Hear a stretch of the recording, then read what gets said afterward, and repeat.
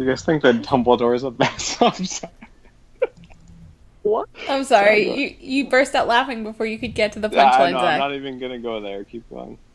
No. He's a merman. Actually, the Sorry, joke. I went for the most crackpot I could. I asked if Dumbledore was a basilisk.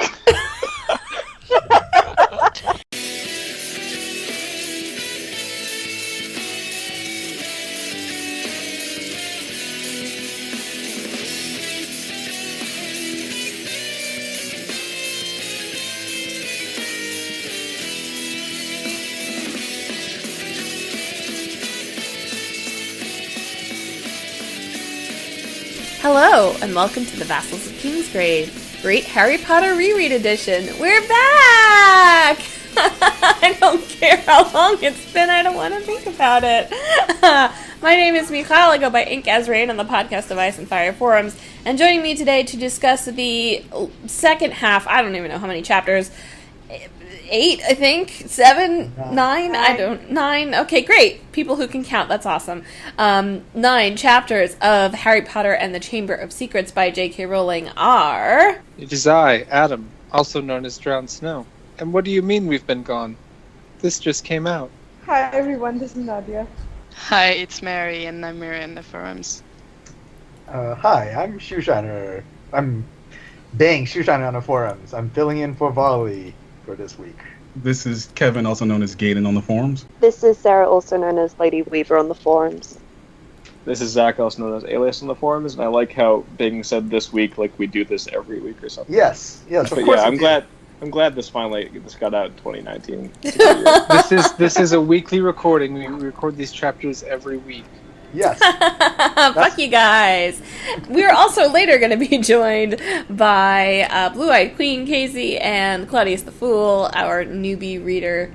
And he's Greg. That's his name. His name is #Greg. And we also have Paul here. Hey, I've finally been let out from the cupboard under the stairs. Because, I mean, the Skype chat was really just not... It wasn't enough people. So, we decided to... just make it bigger and more intense, as always. So we have a couple of new faces on, or new voices or whatever, on the podcast today, and I want you guys to tell us your Harry Potter story. So we're going to start with Nymeria. How did you get into Harry Potter? Oh gosh, well, I was a kid. And I don't even You were a child, and therefore you read it. Yeah. Yeah, I was like, I don't know, oh shit, I was really young actually. Well, not really young, but I was like 10 when I started, I think, maybe even like 9. And yeah, I've read probably like the first 4 books, and then I had to wait for book 5, 6, and 7, which I read like in one go each time they were published in French, of course, so I had to wait. But anyway, wasn't reading in English at the time. And yeah, it's like my comfort book. I've been rereading it over and over again, like when I don't know what to read, and I'm like, yeah, I'm tired and I just want something easy and nice to read. It's like, yay, Harry Potter. So Do you go for it in English or in French when you're like comfort reading it? In French still, because I haven't got around to buy them in English. So I've got them in French, and I keep reading them in French. Cool. It's always awesome to me to like know that it clearly translates, you know, that the whatever it is that makes these books so amazing clearly translates through language. I think for those books, it's more about the story than about the writing style. So it's not that much of a big deal to translate it. Yeah. Are there tons of adverbs in the French version? I don't know. Must be translated well. Yeah, there she does rely on those adverbs. Let's see who else is new. We have Gaiden. What's your Harry Potter story? My Harry Potter story began, I think, in early 2004 when the fifth book came out and the third movie was in production. Oh, so you didn't have the 3-year gap? No, I didn't. I jumped in like right when the fifth book came out. Nice. Yeah, actually, I was always aware of Harry Potter, but like I was never really drawn to read it. Like with a Song of Ice and Fire, I don't think I even saw the movies when they came out. But I was just in Target one day and I saw the books on the shelf, and I knew they were a popular series, so I just grabbed it and started reading it. And maybe like 20 to 30 minutes later, I realized like I'm still in Target in this aisle, like engrossed in this book, and it's just that awesome. So. Oh, I love that. Yeah. Naturally, the Target. And an employee said, "Sir, you're gonna have to leave." And I just left with all the books. Sir, if you read more than 32%, you've bought it. But I did buy it, and I bought the rest of them eventually. And I was caught up by the time the third movie came out, and I think I was graduating high school that year because after graduation dinner, we all went out to see the movie in theaters. Awesome. And Sarah, how about you? I actually started reading these when I was really, really young because my sister, who was 7 years older than me, started reading them to me before I was 5. And then I started reading them at the same time as my brother, who was 5 years older than me, and we'd actually lie down together and read them together. And then I was reading them by myself by the time I was 7. So yeah. Aww. I got in really early. Yeah, it's so weird for me. Like, my friends with kids are like, how young is too young? Like, to start them on Harry Potter. It's like, well, you can start them young, but you have to stop them after, like, book 3. Yeah, look, children get addicted real easily, so, you can wait till they're older and their brains can handle it. Right, exactly. I don't know, why do you keep doing that accent, Adam? Yeah, I'm being confused by this as well. Corky, which accent is that? Oh, dear. Okay, so it's really backup recorder. Someone installed the wrong language software. Yeah. No, this not the accent. Adam, be quiet. Oh my God. Okay. Anyway, well, Adam has chapter 10, so... So don't be quiet anymore. Oh, am I supposed to talk now? Can I get out of my cage? Like all of it. Yes. Okay, let's see. I have chapter 10. Chapter 10, the rogue bludger. There's a rogue bludger, and Hagrid's like, that's been tampered with, and good times are had by all. When I said a short recap. Oh, you wanted longer than that. Oh, I mean, it is a Quidditch question chapter. Yeah, I so... was trying to speed it along. I'll give a little more detail. Oh, so thanks. yeah, there's Quidditch.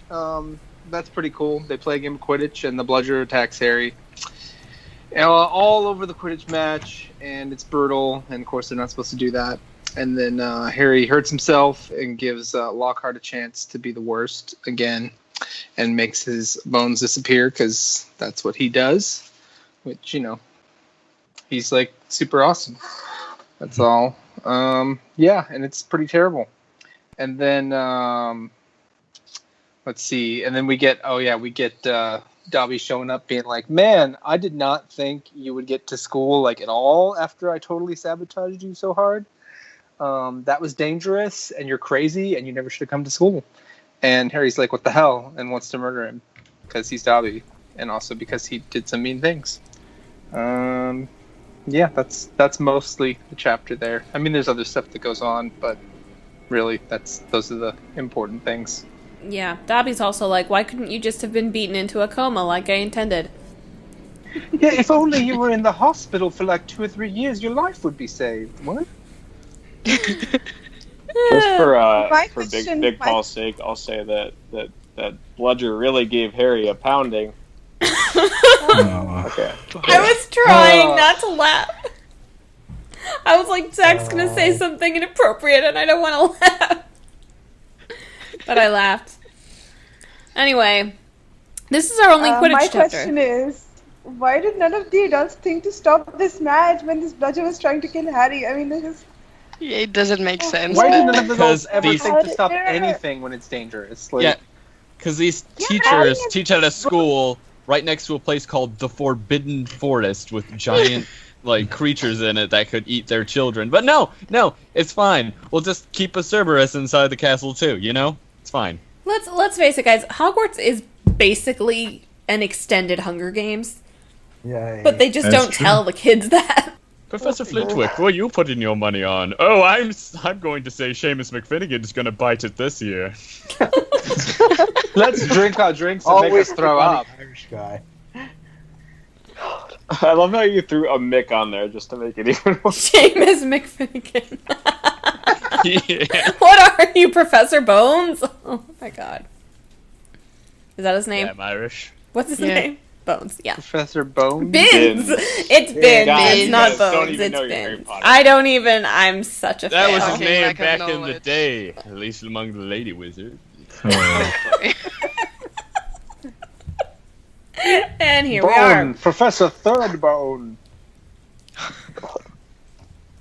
This podcast is not suitable for children, FYI. Getting off to a good start here. Yeah. Yeah. Oh, God. So, yeah, any thoughts on our pretty much only Quidditch chapter, other than, I think, right? Did we have one in the first half? Was or? it short enough? We Yeah. had some practice, but no actual matches. Yeah, I'm not super crazy about Quidditch, but Didn't I you I love miss- Quidditch. I always get excited at Quidditch chapters. Yeah, I mean, You're the this one one's like person, Malfoy's J.K. the Rowling, worst because he bought his appreciates. way onto the team. His daddy bought him the team. I don't know. Very realistic.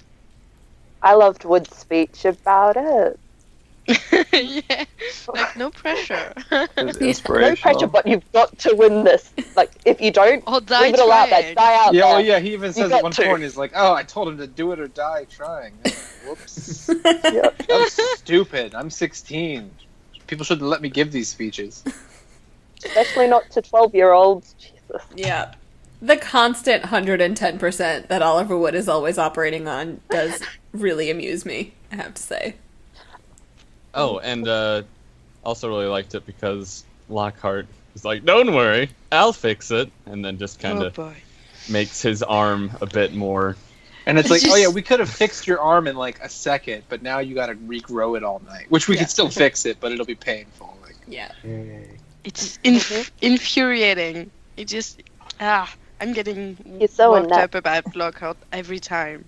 he's like, I totally know a spell for this. I just can't remember it. Something would help me remember. But I know the it's so best. much better than even Madame Pomfrey. Like, don't go to the hospital thing. And I love that when Harry wakes up, he's like, "No, not you." Oh no, not you. He's like, it'll take her all of 30 seconds to get here to heal you. So let me just fix it now. Bet you there's a part we don't see where Madame Pomfrey just bitch slaps Lockhart. I making hope my job so. harder. No, I bet Madame She's Pomfrey shook. loves Lockhart. He just flashes that smile, and she's like, "Ooh." Nah, she's no fool. No, I don't she know, grumbled man. about him being an idiot, being like, "Oh my god, what's he doing? Fucking hell!" Urgh. Yeah, because he finally got into her field there, and she was like, "What the hell? Yeah. Look, stick to werewolves, not broken arms." Come on. Nobody heals people here but me. Well, we also have Colin Creevy showing up, blessedly silenced for the rest of the book. Oh god, yes. You're so mean. Damn. I know it's He's such mean, an but excitable he's, puppy.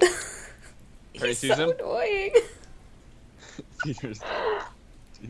Harry just Yeah, like runs into the him. film Oh, in his shit. camera Oh. is melted, but not the camera itself. Yeah. And he Harry is then only picked petrified. up the camera and smashed it for a good 5 seconds, just to be sure. Also, what was he gonna do with those grapes? That's such Don't a ask Feed them to strange... him one by one. I mean, yeah, that's... And I love how they're like, yeah, he was coming up to visit Potter. Absolutely. Nobody has any illusions about this. Hey thing is, Potter, they don't have any- brought you some grapes. Thanks. Well, I can't really grapes are eat really grapes good for bones. because I only have one arm now. So I guess you're just gonna have to feed him to me. Oh, that's just.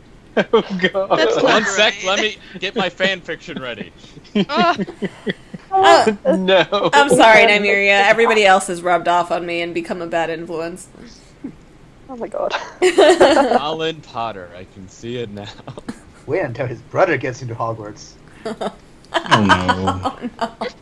The thing is, how does Colin know where their kitchens are to go and get grapes and bring them back to Harry? He Well, probably at this doesn't. Has point, Plot hole. at this point, the There. kitchens are probably just like easily accessible to them in Rowling's mind when she wrote this. Yeah. Couldn't he have just taken them Right. off the table at dinner or something? If we're gonna get into the So yeah, how kitchen. does in dinner? Couldn't you just like wish for some more, right? Like if they ran out, just, like more Please, grapes house and they elves. show up. I want some more. Oh, good, thanks. No. Now it's just mysterious food magic. Yes.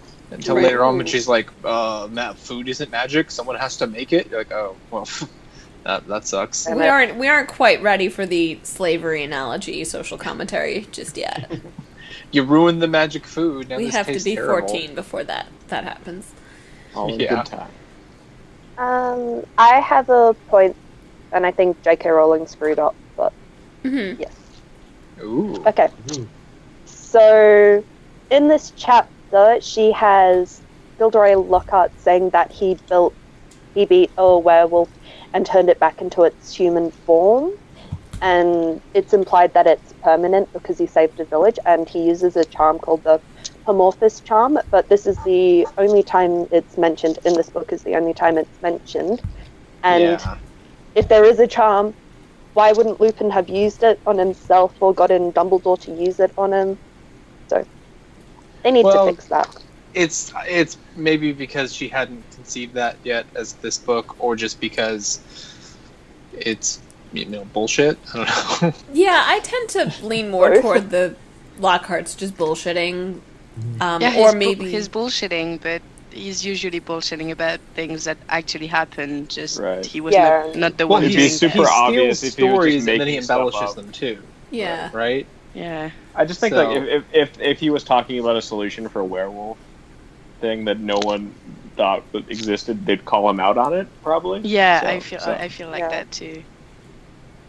I don't Yeah. know. It seems like people really don't care at all about anything he says, so maybe not. Well, I tend to think that she had. I mean, I don't know if she had the entire, like, Lupin's entire plotline sketched out, but, I mean, there are so many references to werewolves in this book that I kind of tend to think she had at least some idea that the teacher next year was going to be a werewolf.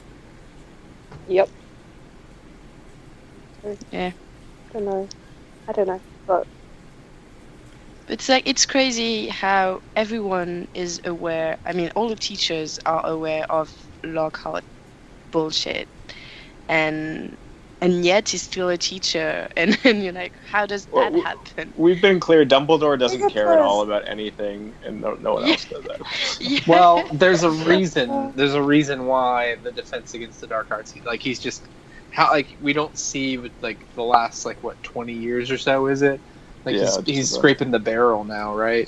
Right. Dumbledore Just take specifically anybody. employed him to kill him. He's like, he won't survive this year.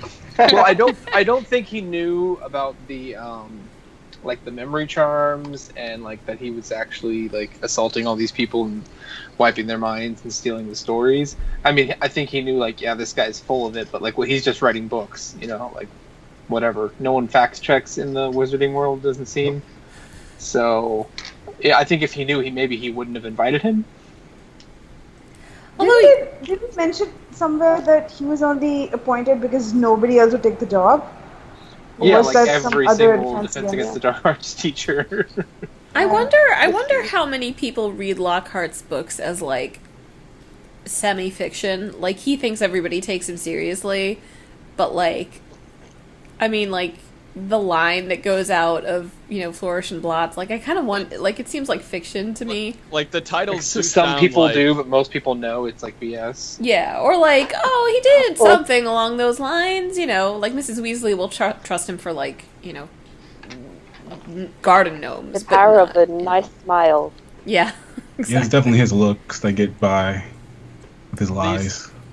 The names just sound like a kid's book, like almost like a Magic Treehouse series. Yeah, I was gonna say that. They sound just like Magic what was it, Harry in the Himalayas or something? It's always like, oh, they have to start with the same letter. Right. Alliteration. It's important for memorization. Alliteration makes it happen. Nadia, why don't you take us away with the Dueling Club? Yeah, okay. Mine is long because it's a long chapter. That's okay. I love you anyway. Yeah, thanks, Michal. I love you too. Aww. Okay. So Harry wakes up the next day in the hospital wing, and he's released. As soon as he's released by Madame Pomfrey, he races off to tell Ron and Hermione about Colin Creevey being petrified. He finds them in Mourning Myrtle's bathroom, where they've already started on the Polyjuice potion because they've heard the news about Colin. Harry tells them about Dobby's visit and how he told Harry that the Chamber of Secrets has been opened before.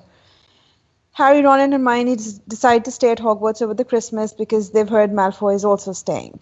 Hermione is still missing a couple of ingredients for the Polyjuice potion, so in Snape's next class, Harry creates a diversion by throwing fireworks into Decoy's cauldron, while Hermione sneaks off to steal the ingredients from Snape's private stores. A few days later, a notice goes up that Hogwarts will soon have a dueling club. The trio shows up to the first meeting of the club only to find out that Lockhart is the one teaching it, assisted by none other than Snape. Lockhart decides to do a little demo for the students against Snape, and Snape predictably gets the better of him.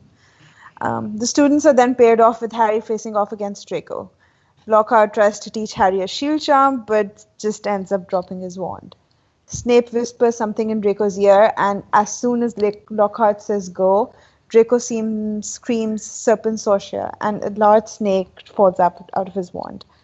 The snake tries to strike Harry, but Lockhart tries to get rid of it, only succeeding in making it more angry. The snake then tries to attack Justin Finch Fletchley, and Harry leaps forward and shouts at the snake to leave him. To his surprise, the snake listens and falls back. Harry is relieved, but realizes Justin is kind of freaking out. Snape vanishes the snake, and Ron quickly ushers Harry away. Ron tells him he's a Parselmouth and that this is bad since Salazar Slytherin was a Parselmouth. The next day, Harry tries to find Justin to explain what had happened, but instead overhears a group of Hufflepuffs who are convinced Harry is Slytherin's heir and is after Justin. Harry confronts them and stalks out of the library, only to find Justin and nearly headless Nick, who have been petrified. Professor McGonagall arrives, and she escorts Harry to Dumbledore's office. That wasn't long. That's it. Yeah, I read it really great fast. Recap. Cool. So I have a question. Mm-hmm. What's Snape's plan? Like, did he told Malfoy to be just evil? Well, no, but to launch a snake at Harry. I think he just wanted to scare him to see, like, because when he jumps back, he's like got this pleased smirk on his face, and then he's like, "I'll take care of it." Like, see, you can't deal with shit. I think he was just trying to humiliate him a little bit. Yeah, Snake out your Malfoy. It's the magic. It puts the lotion on the snake. Alright. Are you guys doing Sean Connery? I'm so confused. Picture me, Snape. Alright. Yeah, I mean, it's just Snape being Snape, just being mean to Harry. Trying to get him. You didn't want him to be hurt, I'm sure. You would have dispelled this. No, story, but never. He has her eyes. he's not Dobby. No, but it's true. I think he does want to, psych Harry out and, using the symbol of House Slytherin is... It'll blow his you know. mind, man. Yeah. Yes, apparently. I don't think he foresaw the Parseltongue thing. But it's possible he did. I mean, like, he's obviously been keeping a close eye on Harry, and it's possible he wanted to test that, like, to see how much of, like, what exactly, how much of Voldemort had impacted Harry on that night, That could be, actually. Is he reading really, Harry's I wanted mind? to see Is he reading Harry's diary? No, he's reading Harry's mind at this point already. The only point No, where I I don't thought think that so. the only point where I thought he might be reading Harry's mind is when they steal the ingredients, or when he throws the firework into the potion. It seemed like he might have read his mind there. I guess he can do it without saying anything. Yeah, that's a bomb that doesn't really go off, because he's really like, I am literally gonna, like, skin the person who did this, and he never seems to find out. Well, yeah, I mean, if we're gonna get into spoiler territory, it seems like he would never actually try to get Harry expelled. I don't know, it's weird, because it seems like he does sometimes, but other times he holds back. He's just a dick. But with the stealing the potion's ingredients, he might not be able to prove that Harry was the one who set off the firework. So that might be why he doesn't do anything. Mm-hmm. He probably so it's just is like, not, I read your mind. But he's probably not allowed prove it. by the teachers to read kids' minds. It's probably a no-no, too, so you can't just go to Dumbledore and say that he read his mind. Probably.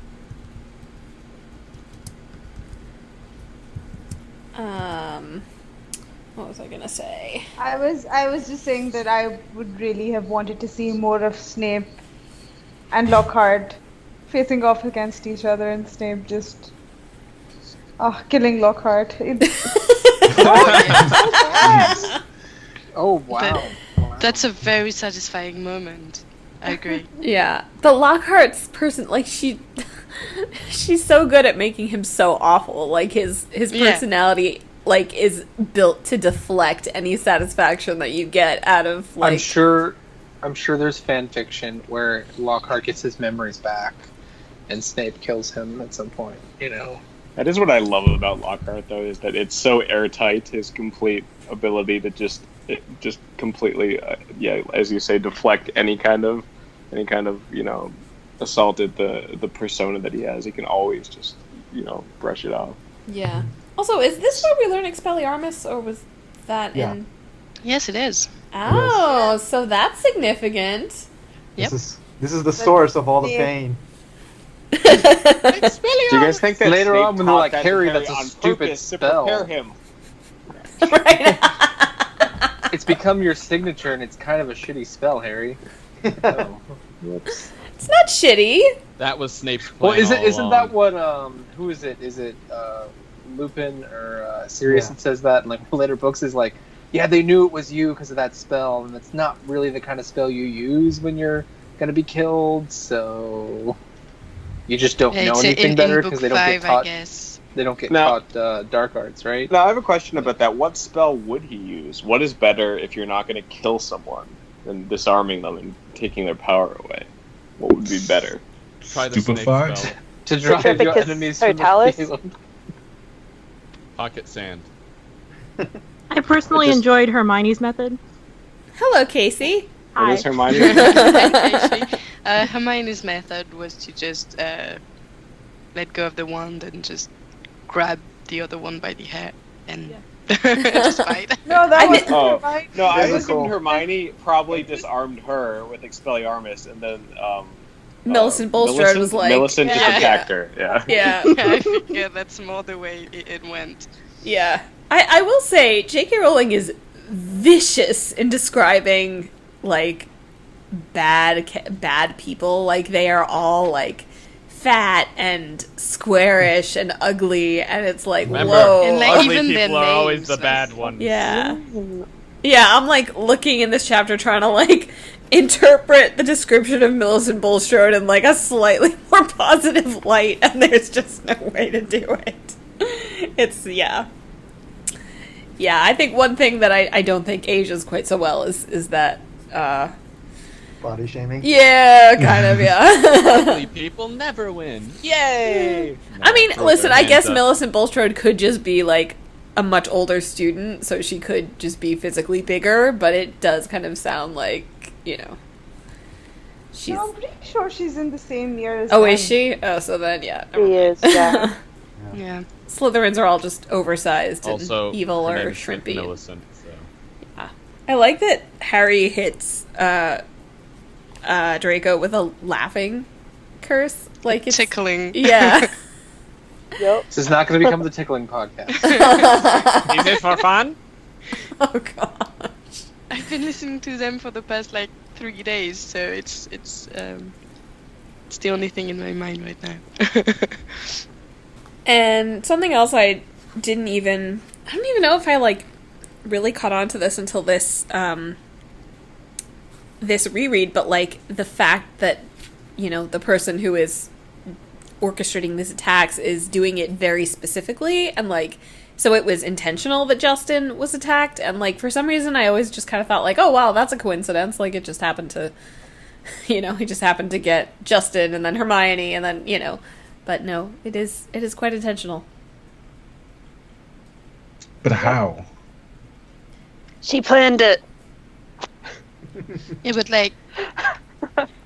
It's like a massive Do you giant think snake.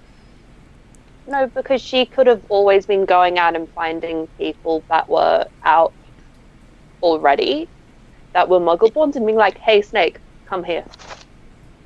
Oh, yeah, that's but true. I mean, just after everyone thinks that Harry is going for Justin, he's attacked. But that's kind of weird, because why would Ginny write that in the diary? Oh, and by the way, everyone thinks Harry is gonna attack Justin, and Well, so I that's think Well, she's kind of in love with Harry, so I think she's putting in everything that's related to him. yeah, that's true. Also, Yeah, Harry he's her confidant. and He's Harry her bursting shoulder to cry out on. in Parseltongue also would be Yeah. a pretty big. Yeah, that's a big deal. And it would immediately draw Riddle's attention, right? Since he's also Yeah. a Parseltongue. Yeah. Yeah. Yep. Although I still don't really know if the thing gets through the walls in the pipes. How does it get outside of the pipes? Yeah, that's unclear. Does it only go through that one bathroom to get out, and then how is it not can't seen possibly. anywhere else? Because it's No, as it's big as a definitely in the train. pipes. Yeah. I mean, Harry hears it everywhere. I mean, not just near the bathroom, but Yep. yeah. I Some don't of know. the plumbing isn't finished, and Guys, I Phil's don't think just this book bothered. makes sense. Well, we'll get to the idea that a modern bathroom, was around when Salazar Slytherin was building his Chamber of Secrets 1,000 years ago. Apparently it The was. greatest for wizards accomplishment of the anyway. wizarding world. Plumbing started off as magic. Yeah. I mean, I would actually buy that idea, but okay. Muggles. A bunch of ancient muggles just see a toilet. Sorcery. Yeah. But useful.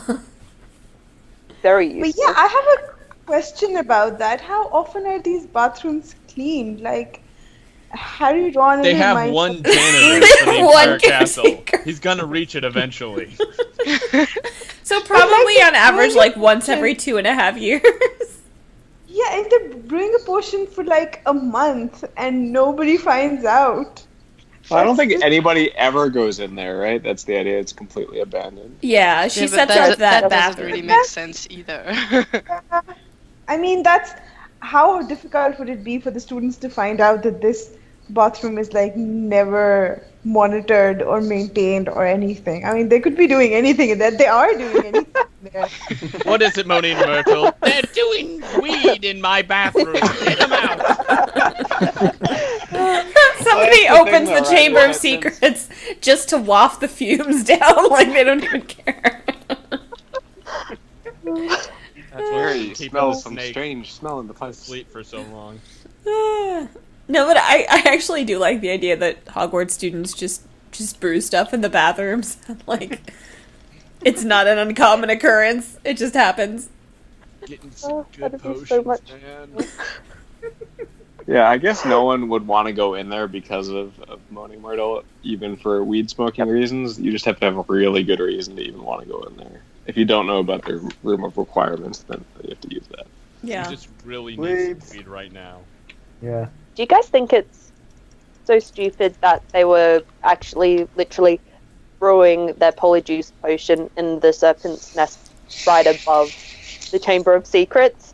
And how come, like, how did Jenny not find out about it if she was going down there or speaking to the basilisk or anything like that, if they were there that much? Or even if Jenny just spoke to Moaning Myrtle because... Do you know how many dank pots of potion are just sitting around this school? Apparently thousands. She's like, oh yeah, this bathroom, that's probably why they closed it. They don't, this, like, no one wants to touch this potion, like, for a month. Just sees it. Damn Hufflepuffs. Yeah. Oh, She yeah, doesn't remember I see the anything. mushrooms in there. Okay. Yeah, man. I was also thinking it is a good thing that Snape is not particularly... I mean, apparently he doesn't put any charms on his forbidden ingredients cupboard thing. And he's just like, you know... He doesn't Hermione. make it sticky. Yeah. But what if there's Snape knew that they were going to steal the ingredients, so he lifted the charm to let them take them? Sure. There's actually a reference to this in a later book, I think, probably in book 4, when there's actually someone using Polyjuice potion, and Snape is like, there's been ingredients stolen from my office, and I know you did that 2 years ago, so you must be doing it again. So he notices, as at least. Oh, yeah. And I have a question as well. Why doesn't Harry just order the potion ingredients and pay for it? He's rich. Why does he need to steal it from your potions master, who you know if he finds out about it? Doesn't know how to buy them. Stealing is more fun. But he could even just tell Fred and George or even Hagrid what he wanted and they'd go get it for him, because Fred and George could get it from Hogsmeade and Hagrid can go, like, to the red light district Nocturne again. Alley and everything. Like, yeah. Why? I imagine some of this stuff they stole you can't even buy anywhere. Some of this stuff probably is like really rare potion stuff that they don't even sell. I don't know. I'm trying to come up with Like, seriously, it just she's J.K. Rowling is encouraging theft. No wonder why people steal everything now. She encourages theft and lying to adults. It's why people don't think these books are evil. It should be burned. And stealing identities. Oh boy. Yep. Oh my god. Don't trust these books. Jesus. Nope. Yeah, they become Encourages best fraud friends as well. over lies, yo. Oh man, not lies. That's the devil's book right there, man. Oh my god. I mean, we can basically chalk it up to the fact that they're stupid kids. I mean, we'll just go with that. Okay. They are. But 12. Hermione is the cleverest witch of her age. I'm just saying. And she's the one who says She's book smarts, not street smarts. Yo. Well, she is really smart. She brews a super complicated potion like that, okay? You don't why need she's street book smart. If you have like barely any street smarts, you are more street smart than like any wizard. Because wizards have no idea what's going on. Like buying things is not Wait a second. really the first Money? thing on their mind. Yeah. Yeah. Automobiles. What is this? Like, oh my gosh! Like, you have no basic education. It's a bunch of people that dropped out in 3rd grade but can like shoot nuclear weapons out of their wands. Like, what the heck? Yep. That's my favorite spell, the one that just shoots a nuke out of your wand. Oddly enough, not really used in close quarters. Exterminarmus. Only Harry used that as his favorite spell. Oh, man. Okay. Anyone else want to say anything, or should we move on? I forget. Did we actually talk about that chapter? Yeah, I think so. Okay. Forgot about the Hufflepuffs who are idiots. Oh. Yeah. I mean, they turn on Harry really quickly. Oh, Ernie Macmillan is a total gossip god. He's like, Hufflepuffs, come here. Let me tell you a story. Yeah. And then like, Yeah. Jesus, man. I love Ernie Macmillan, just the way he points and says, "Caught in the act." Dramatically. Finally, He's totally like, a Hufflepuff will do kid. something.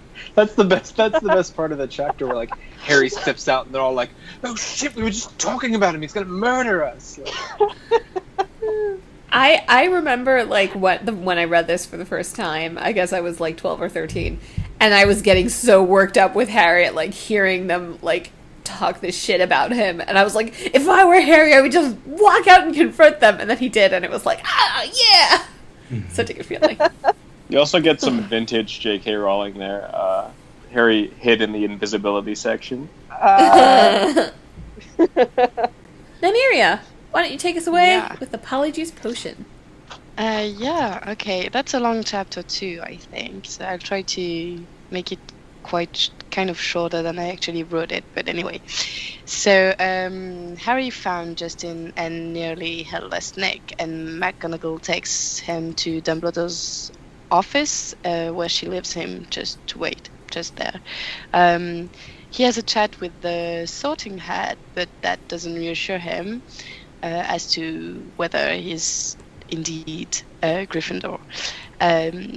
Just as Harry feels it cannot possibly get worse, Dumbledore's bird catches on fire and dies in a fireball. Dumbledore arrives and gives us all a good lesson on phoenixes. They are reborn from the ashes. They can carry super heavy loads. They heal you with their tears, and they're super loyal. I'm really wondering why we're learning all that right now. But anyway, Hagrid bursts into the office and rambles about how Harry could not possibly be the attacker, while Dumbledore tries to say that he doesn't think so either. Dumbledore then asks if Harry has anything to tell him. Harry hesitates but answers that no, there isn't anything. So after the last attack, the castle is in kind of a panic. Harry's tired of people looking at him and being afraid of him, but at least Fred and George find it funny and make jokes about it. Finally, the term ends, and only Harry, Hermione, and the Weasleys stay in the Gryffindor Tower for the holidays. Hermione wakes them up on Christmas morning because the Polyjuice is finally ready, and they decide to go ahead with their plan that night. They open their presents, enjoy the day, and most of all enjoy the Christmas dinner, which sounds like an amazing time. After dinner, they drug Crabbe and Goyle with cakes, hide them in a closet, and take some of their hair. Hermione already has hair from Millicent Bulstrode from their fight. So back in the bathroom, they drink the Polyjuice potion and transform into Goyle, Crabbe, and not exactly Millicent Bulstrode. Hermione won't come out, and finally Ron and Harry go alone as they only have an hour to have Malfoy's confession. So they need to find the Slytherin common room, and they know it must be somewhere near the dungeons because seriously, they're Slytherins, so they are not allowed to see daylight, and they must live in the dungeons. Malfoy arrives as they are looking for the common room, and the three of them go to the Slytherin quarters. The password is pure blood, like really. Malfoy is really happy to show them a newspaper clipping about Arthur Weasley being fined for enchanting a car, and Lucius Malfoy calling for his resignation. Then he goes on about the attacks and how Dumbledore is going to get fired soon. It seems ridiculous to him that people would think Harry is Slytherin heir, but despite Harry and Ron's wishes for Malfoy's confession, he says he doesn't know who's doing it. Even his dad won't tell him about the last time the chamber was opened some 50 years ago. Malfoy only knows that the last time a mudblood died, and he hopes it's going to be Hermione this time. Apparently the person who opened the chamber 50 years ago was caught and expelled, probably still in Azkaban. That is all they are able to learn. Their hour is up and they are starting to change back into themselves. They live in a panic, and by the time they get to the bathroom, they're Harry and Ron again. Hermione, however, still won't leave her stall. When she finally does, she's a mix of cat and human. It wasn't Millicent Bulstrode's hair after all, and she hasn't gone back to normal like them. They finally convince her to go to the hospital wing, where obviously no one is going to ask questions as to how she got herself changed into a cat, and that's the end of the chapter. I do really like the idea that Madame Pomfrey just does not ask questions. Like Hermione comes in, Pomfrey. Oh, furries. Okay, get on the table. Oh my god. You kids. But seriously, how does Hermione not realize that, hey, cat fur, Bulstrode hair. Cat fur, Bulstrode hair. There's a big difference. Bulstrode is really ugly. That's Apparently all she I has know really, about really her. short hair as well.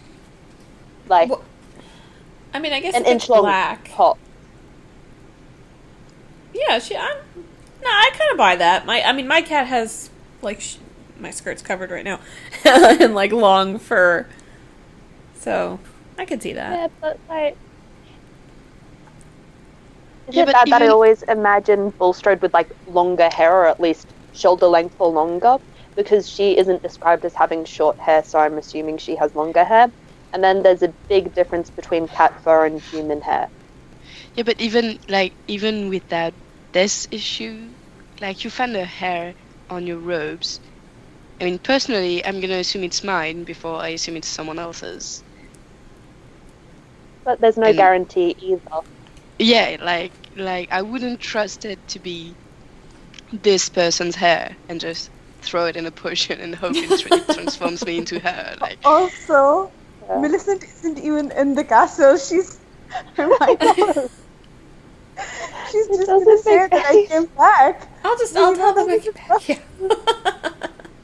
Yeah. It's safer for her not to have ended up going to the Slytherin common room anyway, because she would have blown the whole thing.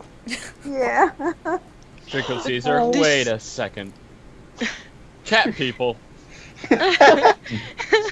this whole plan, I mean, like, everything goes just as planned, but it doesn't make sense. Like, why would Crabbe and Goyle leave the dinner alone and find the cakes and be like, yeah, I mean, that they find it and eat it is alright, but just like, the Because they're one fat time, and stupid. I think we've yeah, but that's established the one this. time they're not with Malfoy, you know, and it just works out perfectly and everything and they're so dull. I mean, Harry and Ron as Crabbe and Goyle are just like, I know they're stupid, and that's why Malfoy is just like, yeah, whatever, but for God's sake. I mean, it is a very, like, 12-year-old plan, you know? Like, it doesn't make a lot of sense, and it really doesn't, like... It's so contingent on, like, them deciding to do exactly what, you know, the trio needs Crabbe and Goyle to do. But, like, Yeah, but like, none of it works out because, you know, Malfoy isn't the heir of Slytherin, and, like, it's not, Yeah. you know... So it's kind of like, I kind of forgive it because it's not like they actually learn that much. This is almost they more learn of like... some stuff. Yeah. But it's almost But more like at least planting the polyjuice for later use, you know? Yeah, it's true.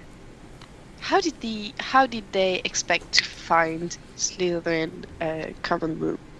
Like, they just wander in the Only dungeon? recon Find it? Oh, why didn't they plan this beforehand and like be Yeah. like, hey, where's the Slytherin common room? Let's try to find it before we only have an hour Yeah. to get all the information. They plan very much. Oh, apparently not.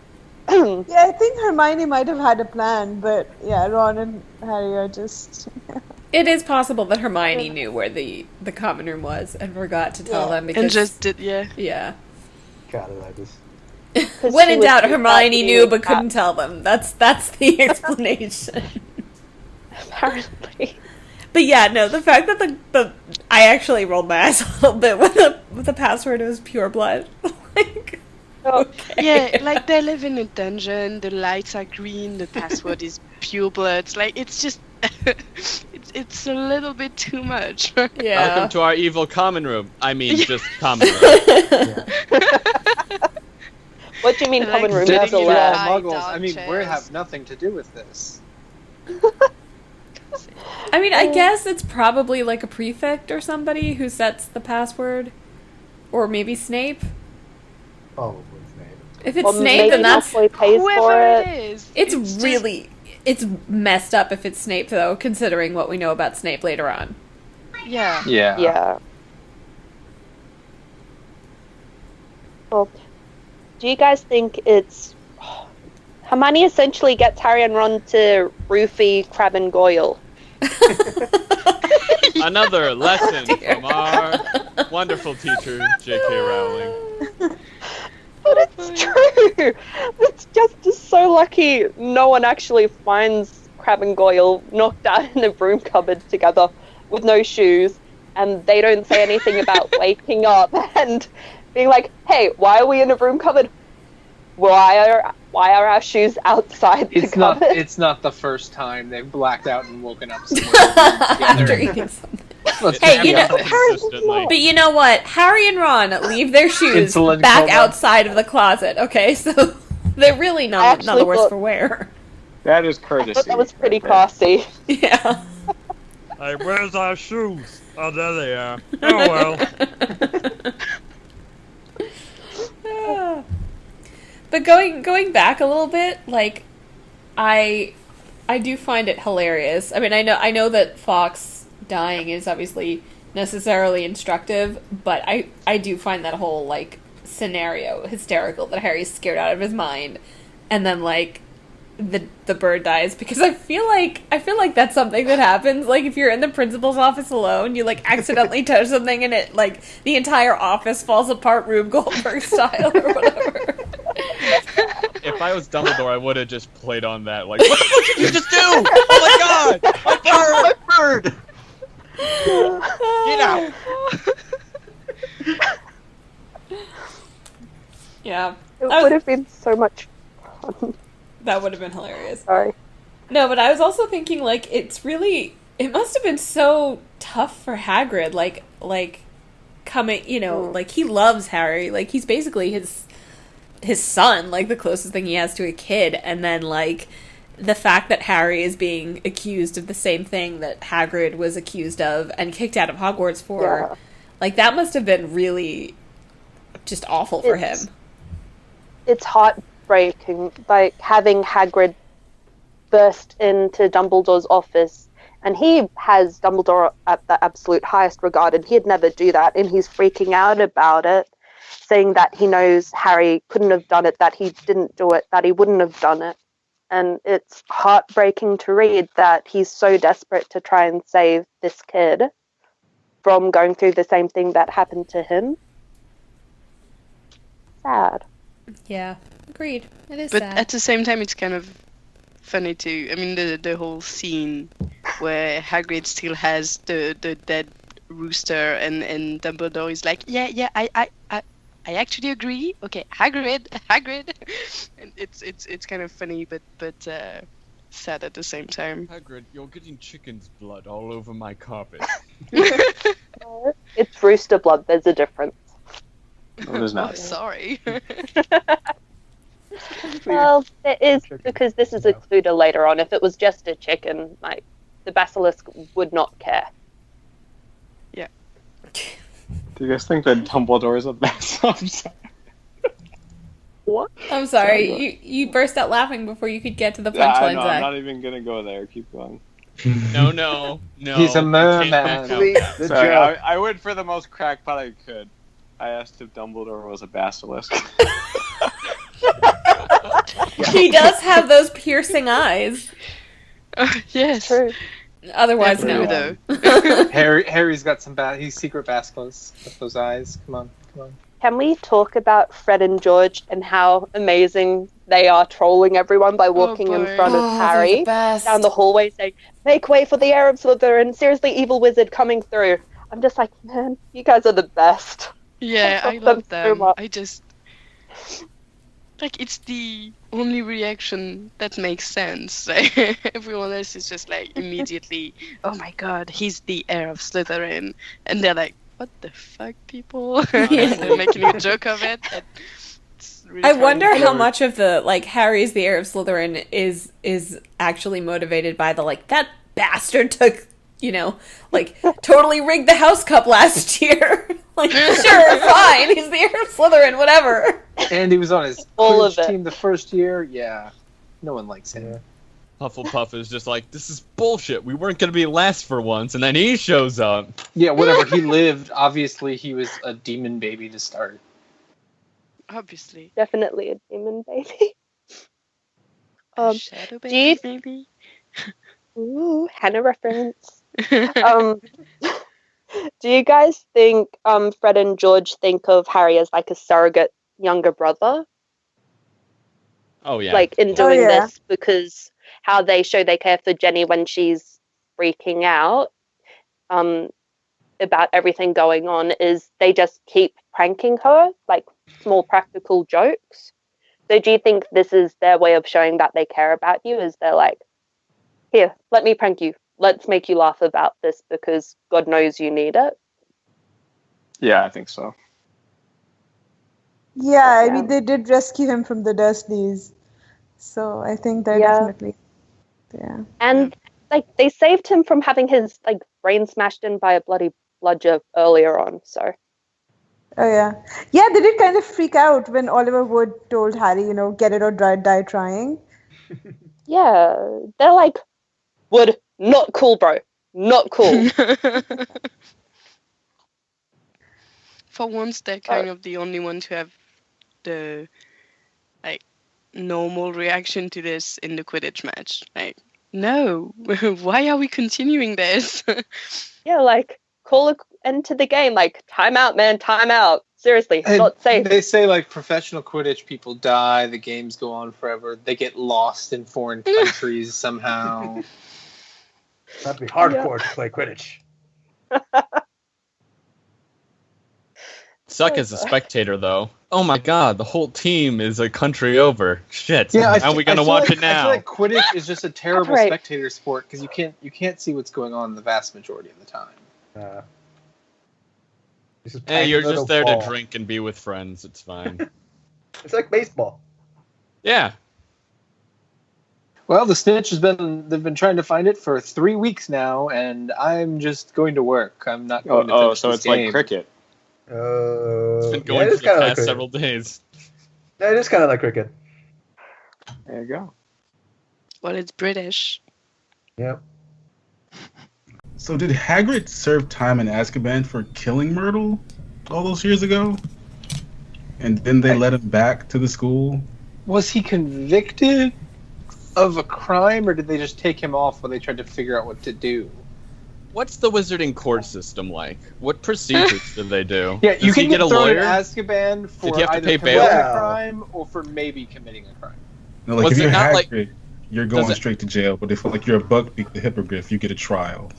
Well, no, but they don't seem to have a jail, right? Like they have like the prison at Azkaban, but they don't seem to have well, we're gonna hold people here at the Ministry who are maybe guilty or something, you know? Yeah, did Hagrid just have to go to Azkaban to wait his court date, or And like be like he not afford bail? Dementors turning him into a dark wizard through like horror while he waits like for judgment. He did go to Azkaban. No, he has to go to Azkaban for the next book. Oh, next book, yeah.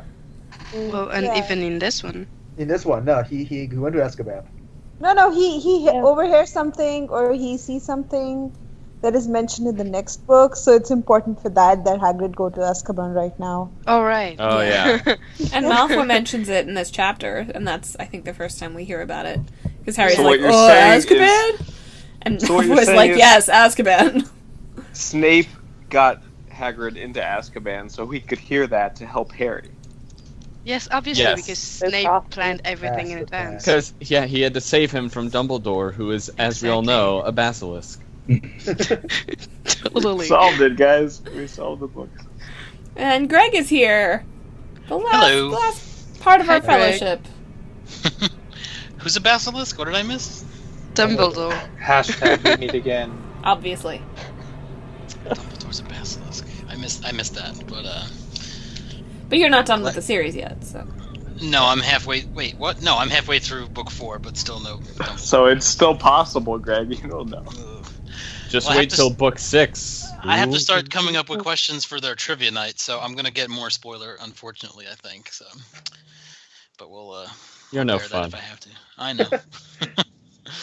All right. So let us move on to chapter 13, The Very Secret Diary. Okay. How secret is it? Very It's, secret. Apparently very, because the adjective is right there in the chapter title. So Hermione is being cat for a few weeks. And so Ron went to visit her, and then on their way back, they heard Filch bitching about doing his job. And then they went into the toilet where Miss Myrtle is hanging out and mopping and moping. And then they found out someone's been throwing a diary at Myrtle. So Harry decides that he likes to keep random empty books around. After that, Lockhart decides that we need to celebrate Valentine's Day. And he decides to celebrate Valentine's Day by sending random dwarfs who, I don't know, he accosts outside of, I don't know where, and send them on, I don't know, Cupid duty.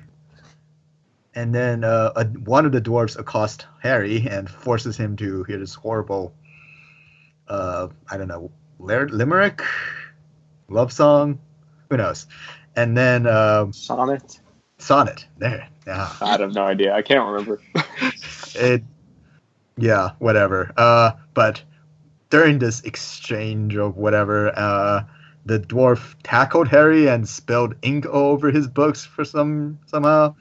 And through that, he found out that this diary absorbs ink.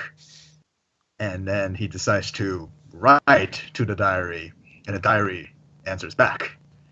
So Harry asks the diary, which he discovered was owned by some guy named T.M. Riddle. Dun dun dun. Anyways, and he found out that this guy got an award 50 years ago, so that corresponds to the time when the last time the Chamber of Secrets was opened. So he decides to ask, well, what happened? And Riddle decides to absorb his soul into the diary to let him see what happened. And turns out Riddle is a snitch. And he snitched on Hagrid, saying that he and the monster that he was keeping in the closet or somewhere was responsible for the killing of someone. And he was, I guess, the heir of Slytherin. Mystery solved. End book. This is the chapter where Ron gets everything right. He predicts everything that's going to happen in the rest of the book. Ron Stradamus. He even says, gives an offhand comment about how Riddle's services to the school might have been killing off Moaning Myrtle, which is basically what happened. Yeah. I know. Maybe he's a seer. You never know. And Maybe he's the Snape only planted sensible thoughts in his head. And he's the only sensible one in this chapter where he's telling Harry to stay away from the diary. And even Hermione is kind of interested to knowing, to find out what this diary can do. But Ron is like, no, this could be dangerous. Hermione's so into that book, she's like, oh my god, read it. And then Ron's like, man, don't trust the bloody book. Books never helped you at all. Why would you trust an empty book? In this case, Hermione was not book smart. No, she really wasn't. Well, I think this comes from their past experiences, right? Hermione knows books as they are in the human world, and Ron knows them as they are when his father brings home weird ones. So Hermione has never been betrayed by a book, so she would never think that anything bad. Always trust the books. until she met Gilderoy Lockheart and found out he'd faked everything. Not yet, though. Not yet, though. It's okay. She Not just yet. erases all that from her memory later. Yep.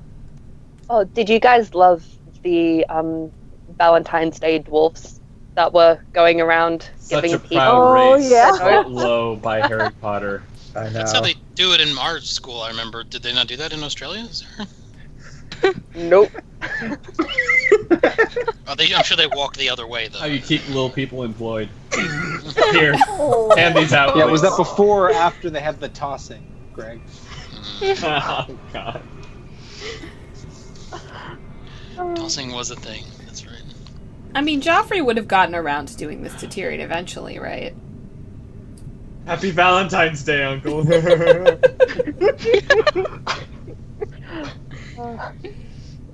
I'm just trying to picture Valentine's Day in Westeros. Now I just need a picture of just Tyrion throwing Valentines at kids in Hogwarts. Here's your fucking Valentines. Just imagine Peter Dinklage sitting on Dan Radcliffe's ankles. Oh Stop. my God. Valentine's Day, you win or your lover dies. I do have to appreciate, though, that, like, I mean, Ginny manages to write a truly terrible poem. Yes. But this is Well, also just awful. But she is being possessed at the same time. Maybe So- Tom Riddle just sucks at poetry. It wasn't emo enough. Voldemort's just like, It should have been more oh, emo. fuck, what rhymes with, shit, I hated English. Or You didn't take English. Oh, right, I forgot, this is a magic school where they don't give any important classes. but it never says it was Jenny that actually sent it. So do you think it's like someone else sent it? So Draco's like, I'm gonna send Harry this, and then laugh at it later. Doesn't sound like Draco. It doesn't, but it would have been funny. After he finished writing, he almost signed his name, but then he's like, oh shit, should put Ginny. Yep. Can't let Potter hear about this. Yes. I'll just say that the illustration at the beginning of this chapter is one of the grossest ones that Mary Grand Prix has ever done. Like the hairy legs of the dwarf. Yes. And he's, it's not nice. And the races against dwarves. It's not racist. It's just the way he's got these sandals laced, but it's like leg hair poking out around him. It's very upsetting. This is also our introduction to Tom Riddle. Yay. Everyone's favorite character. Well, I actually think that she writes him really well because I do find him very fascinating, Sorry if you can hear the massive airplane going overhead. Yeah, and the flashback scene is very interesting. Where he sent in a request to stay at Hogwarts over the summer, which Harry was like thinking about just I think in the same chapter, in the previous chapter. And it's really interesting how these two characters who have like really similar backgrounds can go in such different directions. Yeah. Yeah. And I mean, I find... I'm sorry, go ahead. Okay. I think I find Tom Riddle more interesting than Voldemort, actually. And, like, I understand he's definitely more... better looking.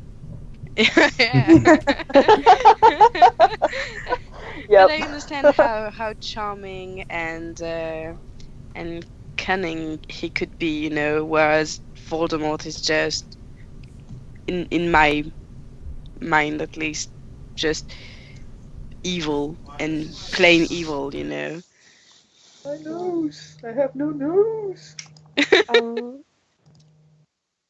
I took Riddle as being very, very charming and manipulative because, have you seen the 6th movie, Greg?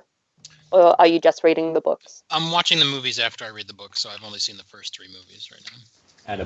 I've seen pictures of him. I know he has no nose, and he's kind of green and snaky looking, but that's all. Yeah. But this isn't the only time we see Riddle being manipulative to get what he wants. Yeah.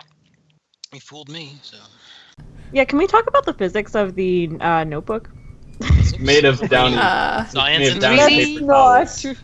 It's Where does the ink go? Oh my god. It gets eaten by Riddle's soul. My theory is that there's a black hole in there, but It's a pensive, right? It's like it's got whatever magic a pensive has. Sorry, Greg. Pensives are a thing. Constantly spilling liquid on your carpet. With Tom Riddle's diary, you can soak that right up. Oh my god. God. One easy order of your soul. Do I get twice as much and just pay free shipping for the second one? That works too. And I really liked how Harry was being drawn to the diary, that as though it was compelling him to keep picking it up. Yeah. Because everyone else. I picked up on that. Yeah. There's a lot of I found that. quiet, unexpressed power in a lot of the objects in the world. Like even the Mirror of Erised, it's just a mirror, but there's something about it that makes it not just a mirror before you realize what it does. And yeah, I like that sense a lot. This is a Probably car, that but spooky music that's playing every time he looks at it in the background. Going back to Riddle for a second, I really do like, and I mean, if you follow the triangle or the pairs theory of the series, there are, book 2 is kind of a prologue for book 6. I mean, it really, this is the first. I mean, it kind of is the prologue to everything that we learn about Riddle in book 6. No spoilers, but we do learn more about Tom Riddle in that book. And yeah, I find it really interesting that it's introduced here when the series is operating at such a different maturity level, Yeah, I totally agree. It's really, it's the prequel. It's we were talking about earlier about what Rowling had planned already, and I think this shows that a lot of it was already planned and thought. But yeah, it's the first mention of all this we get. Yeah, and it is very fascinating. I feel like when she writes Dumbledore and when she writes Riddle, you can tell there's a shift in her writing that's just it's faster. It's there's more going on behind the scenes, Mm-hmm. Which makes it incredibly interesting to read those characters as well, because you get to see more. And no, with this book, I think this one's the one that really kicks off the series, you could say. Because yes, you have the first one, but this is the one that ties in more with the rest of the books in the series. And a lot of the stuff in this you see in the third book and the sixth book, like you're saying, and it's recurring. Yeah, I agree with that. I agree with that too. I also agree. Let's go through all 15 people on the call if you agree. I don't agree. I'm not going to agree. God damn it, why did you have to ruin it? Oh, man. I do think it was kind of ridiculous that Harry thought that Hagrid opened the Chamber of Secrets. Yeah, that's what I don't get, because it doesn't really make sense with how how Riddle tells the story. Couldn't he have told the story in any way he wanted? It didn't have to necessarily be the truth. Yeah, that's true. I don't think so. I don't think has a sense of honesty about him. Well, I don't think that Riddle is telling the truth in a lot of these things. I don't think Hagrid tried to raise werewolf cubs under his bed. I don't think that happened. Are you sure? Of course, I'm not sure. There's no canon answer. I'm sure if you ask J.K. Rowling on Twitter, she will tell you, but I don't know. One sec.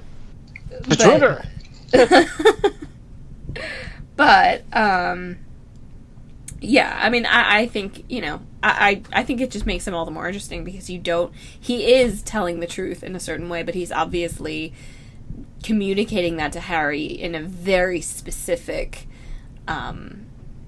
mechanism. He's deliberately starting this particular incident with oh, Professor Dippet, I don't want to go back to my mean muggles, that, he could have started this incident even if it did happen verbatim any which way, I feel really bad for Hagrid in general. Yeah, me too. Well.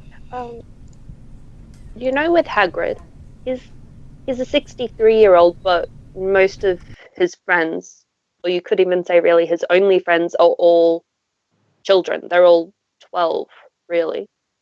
That's kind of creepy. And then it's really sad because every 7 years, the people he was friends with changes out. He's got friends at the Prancing Pony or whatever that bar was. Yeah, I was gonna say. I mean, Hagrid totally has other friends. I'm sure that people. Hagrid's been talking with Parliament Butterbur for a long time. And in this book as well, you have Hagrid talking to Arthur Weasley, and instead of calling him Mr. Weasley, it's just Arthur. So I think Hagrid's been around for a long time and has been friends with a lot of the people we see in these books' parents, or knew of them, taught them, was around when they were at Hogwarts. Yeah, I mean, and then they all died. I mean, I think also, the fact is that the wizarding world is extremely insular, so it's not moving away from Hogwarts is not like somebody graduating from elementary school or even, I guess, secondary school in the UK where it's okay, bye, just go off into the world. It's a relatively small community that, people definitely bounce and bump into each other. Literally everyone goes shopping on the same street. You're gonna run into someone. Well, there's only 2 streets, right? Diagon Alley and the bad one. Those are just the places in London. Of course, there's more. Well, I forget. Each continent has their own. No, there's more places in England, I'm sure. Okay, I haven't found them yet. Oh, there's the weird soccer pitch. That's Welcome to German Diagon Alley. I think that was technically Austrian. You guys don't have a name for it? No.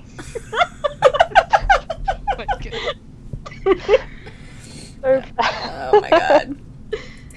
Okay, let's move on to chapter 14. Okay. The chapter opens with the trio discussing the very real possibility that Hagrid may have opened the Chamber of Secrets 50 years ago. They had always known he liked dangerous, magical monsters, so it's not hard for them to picture Hagrid trying to befriend the poor lonely creature living within the bowels of the castle, whatever that creature may be. Hermione suggests that Tom Riddle was wrong to accuse Hagrid and that some other monster maybe was responsible for the attacks. Ron can only be bothered to respond with a dull quip, leaving Hermione's very accurate theory left unconsidered. It's been 4 months since the last monster attack. People that once shunned Harry out of fear he was the heir of Slytherin are once again speaking to him. Even better, the Mandrakes are almost ready for harvest, so it won't be long before the people that were petrified can be returned to normal. All in all, things are starting to look up around the castle. Easter holidays roll around, giving the second years free time to pick their next year's courses. Hermione, against everyone's advice, overloads her schedule by choosing every available subject, which is a neat setup for major events in the next book. Harry copies Ron's schedule because if he's going to fail, it'd be better to fail with a friend than to fail alone. After an inspiring Quidditch practice, Harry returns to the dorm to find the contents of his trunk thrown about the room. What's worse, Riddle's diary is missing, apparently stolen. Harry and Ron reach the conclusion that only a fellow Gryffindor could have gained access to the password-protected tower. Hermione encourages Harry to report the robbery, but he won't out of fear that he will have to explain what he learned about Hagrid from Riddle. This could cause problems for Hagrid, who has so far not been viewed as a suspect in any of the present-day attacks. Just as Harry's about to go off for a Quidditch match, he hears the sinister disembodied voice again.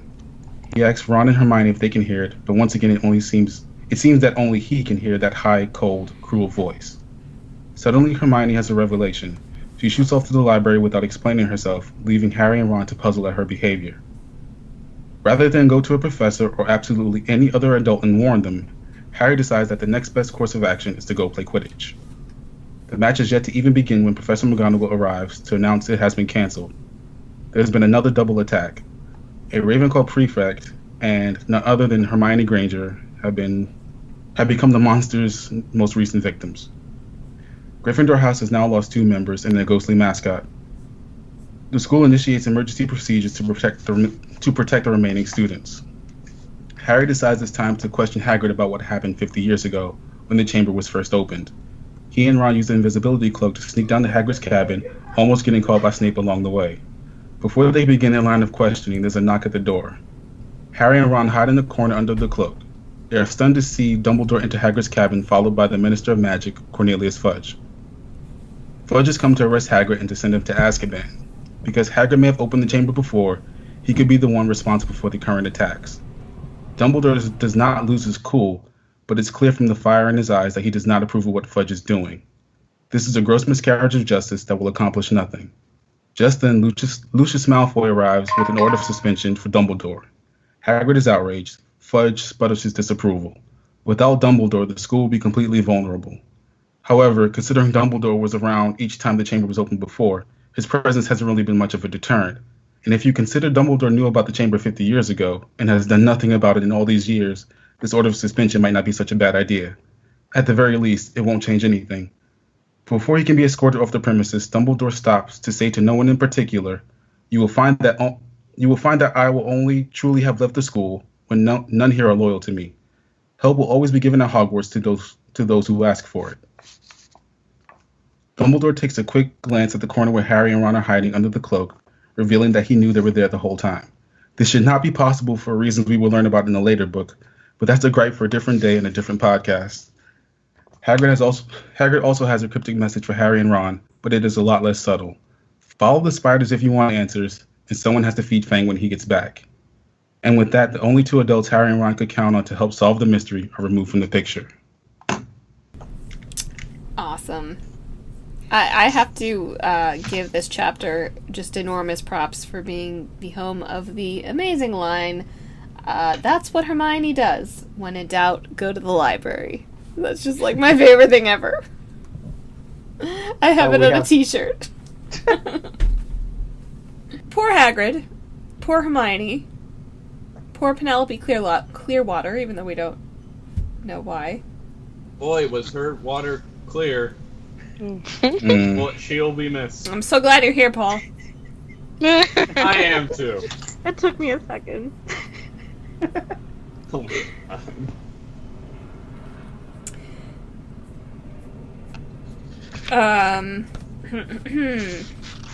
I like that we learn afterwards that she's Percy's girlfriend. Yeah, because he's really freaked out. And I like that they're like, oh, we don't know why, and it doesn't occur to them to be like, oh, maybe he cares about Hermione. No?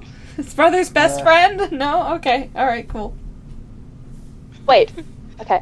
But with Percy, wouldn't he care about Hermione? Because wouldn't he be like, my young, Padawan, I'm grooming you to become like me. Prefect. I don't think he has... Head boy. I don't think he wants people to succeed him. He just looks forward. Yeah. Percy never looks back. Prefects who gain power. Yeah, like Riddle. Yes. Wait, is that book in this book? Do you think he's in that book? I think that book is in this book, but do you think Voldemort is in that book? He did gain power. Not in the second edition. They probably took him out after. You know, guys, I don't want to say it, but it might be a bit off color if we include a murderer in this book. Just saying. Listen, he did great things. Terrible, yes, but great. Freaking Voldemort apologists. Oh, God. The alt Death Eaters. Did you guys get that Hermione clicks that what Harry is hearing is Parcel's tongue in this chapter? It finally goes, wait, only he can hear it? He's a parcel mouth. Oh my God, let me go research this. I wish he would have just stopped to say that right then and there before she ran off. I know, it's like, why did she just run off rather than being like, hey, I think this might be happening. I'm going to go off to the library now. She wanted to double check her sources to support her conclusions. Yeah. How many people? Right. Don't you all just run to the library when you have a question? Isn't that what people do? Or your local independent bookstore?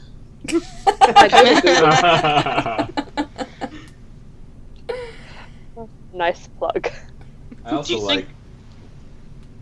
Oh, go ahead. Alright, I just kind of also like how Hagrid is just a good pet owner, because he's like, oh yeah, and feed Fang to no one in particular. Yeah. I'm looking at you two. You guys better feed him. I'm just saying. Not take him into that spider-infested forest. I don't think they actually feed him, though. Like, they just give him some, like, treacle fudge or whatever, which glues his mouth shut because Fang was being noisy, and they don't actually give him any food. So this poor dog's starving and being traumatized. Animal abuse. He gets some of the spiders, doesn't he? He munches some of the spiders when they go to the forest. No, he's terrified of them. Oh, I don't know. Well, he might have bitten a couple. Also, these spiders are the size of him, so... Well, the Nice smallest one are smaller. Also, Fang's a bit of a scaredy cat, so I don't think that he would have. No, he's a dog. I know.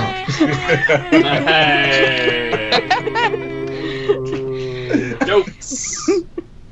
Casey's so young, she doesn't know the difference between a cat and a dog. Thanks. We're talking about a wolf cat, Casey. Hermione's a cat. Was a cat. That's true. There's a lot of animals in this book. There is, actually. A snake. Cute Spiders. Cat. No, not cute. You could even say house elves. Oh. That's racist. Are they magical creatures or are they sentient beings? We'll talk about this in book 4. Yeah. Were you guys surprised that Hermione got, I mean, it's hard to remember, I guess, at this point, but, like, I don't remember how I felt when Hermione was petrified, but, like, looking back on it, it's actually really intense because she was really close to dying, and you know what happened if she hadn't figured it out just then. But the thing is, like, in the last book, Ron got knocked out, so in this book, Hermione has to get knocked out. Yes. But Hermione gets knocked out. For half of it. Hermione gets knocked out for, like, a third of the school year, so, like... And still studies. Yeah. Yes. And she like Sorry, just say, the first time you were all reading this, I mean, this is my first time, but, like, do you ever think at any point when they're ever, any of, like, the main 3 are endangered that they're gonna die? Oh, yeah. Like, you thought there was a possibility, or not really? No, never. Not until the last book. Yeah. Yeah. Same. I think by 4, Didn't I they was say nervous someone about was going to that. die in the last book? Definitely not the first few books, yeah. I think she said after the fact that she wanted to kill some people off, but she didn't. I think she was planning on Ron. Like, hinted like maybe one of the main characters, Just to keep you interested. Wait, she passed up on killing Ron? Oh my god. It would have gotten rid of that awful when J.K. Rowling goes back and says stuff about, oh, I wish I had changed that. It just kind of spoils the story for me. Yeah, you don't want to be reminded that this was all just made up from some lady's head. Exactly. I don't can't let it lie. I mean, fine, she made that decision, it's done, just forget it. But she wants to keep going back. I don't know if it's to keep people interested or what, I don't know, I just don't get it. God, I hope she doesn't George Lucas this. Don't do it. Special editions version. She can't. I think it's happening. Extended versions, or? I'm sorry? I mean, I'd be up for reading Rowland's AU, so... I mean, that would be so much fun. I just feel like she's very attached to the world, and, like, I don't think she views it as, like, as permanently as we do, you know, like because when she already knows this stuff. So like when we say, like, when she gives a piece of information, she's like, well, yeah, you know, whereas other people have had a lot of different, you know, interpretations. No, but that's fine. I mean, giving additional information is fine. Like she says, oh, you know, Dumbledore is gay, or, you know, this person eventually married this person, or whatever. That's fine, because that's just, you know, adding on to the word.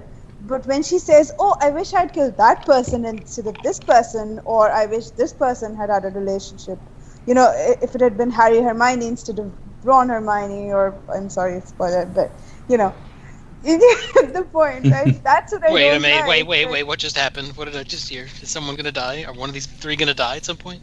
Maybe. No, we're not talking about it. Dumbledore kills him. Alright, So... Because he's a basilisk. Yes. So... Yeah, I think that Greg is right, that, it's weird because for her, it is just stuff she made up in her head, right? But for the rest of us, it is something more, and that is kind of the tricky thing about being a writer like that, is that it's just not the same for her as the rest of us, you know. The reason why all stories captivated us is because we can believe they are something more than something someone made up, but it's not the same for her. Well said, Zach. Thank you. Yep. I said something well today. I know somebody said something serious. For God's sake, it's not just me. My only one thing about this chapter was, why are they just bringing up the invisibility cloak now? They had so many times where they were like, they needed to sneak around and they're making their potion, and then they're like, oh, you know, now's the best time to bring out that invisibility cloak that we have. It's invisible. It's hard to find. They're goldfish. They forget about it. Finally, I found every it. Time. I mean, couldn't you use it to sneak into the common room? Yes. Well, they needed to talk to Malfoy. Yeah. Nah, Malfoy just monologues in the common room. Yeah, but clearly he's Every had these night. conversations with Crabbe and Goyle. They could have just eavesdropped on one of them a lot earlier. Or even getting the potion supplies. Yeah. Yeah, I don't know what the point was of that whole firework incident. I guess Fireworks are fun. It was to be cool, okay? It was pretty awesome how Harry nailed that 3-point shot on his first try. Yeah. He didn't even practice.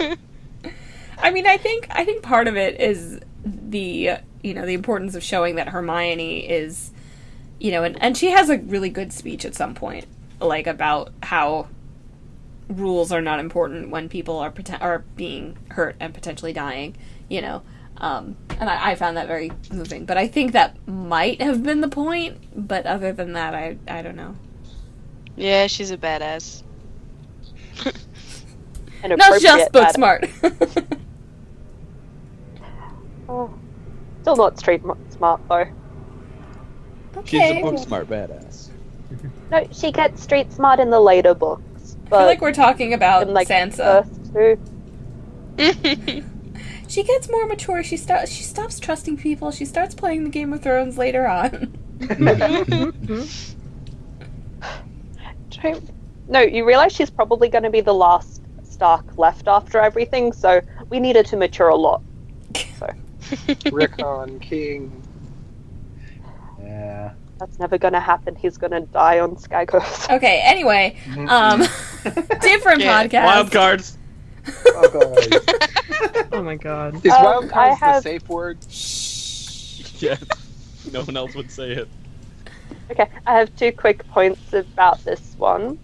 You realize that when Harry has the diary, there aren't any instances of petrification, and it only starts back when Jenny steals it back, but no one else puts it together to be like, hey, there hasn't been anything happening for 4 months, but as soon as the diary goes missing, it all starts back up again.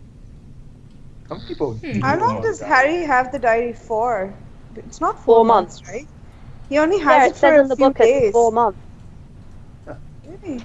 In this chapter, I swear it said he had it for 4 months, or it's 4 months since the last episode. I think it was 4 months Hermione since the last gets, episode, but he didn't have it for 4 months.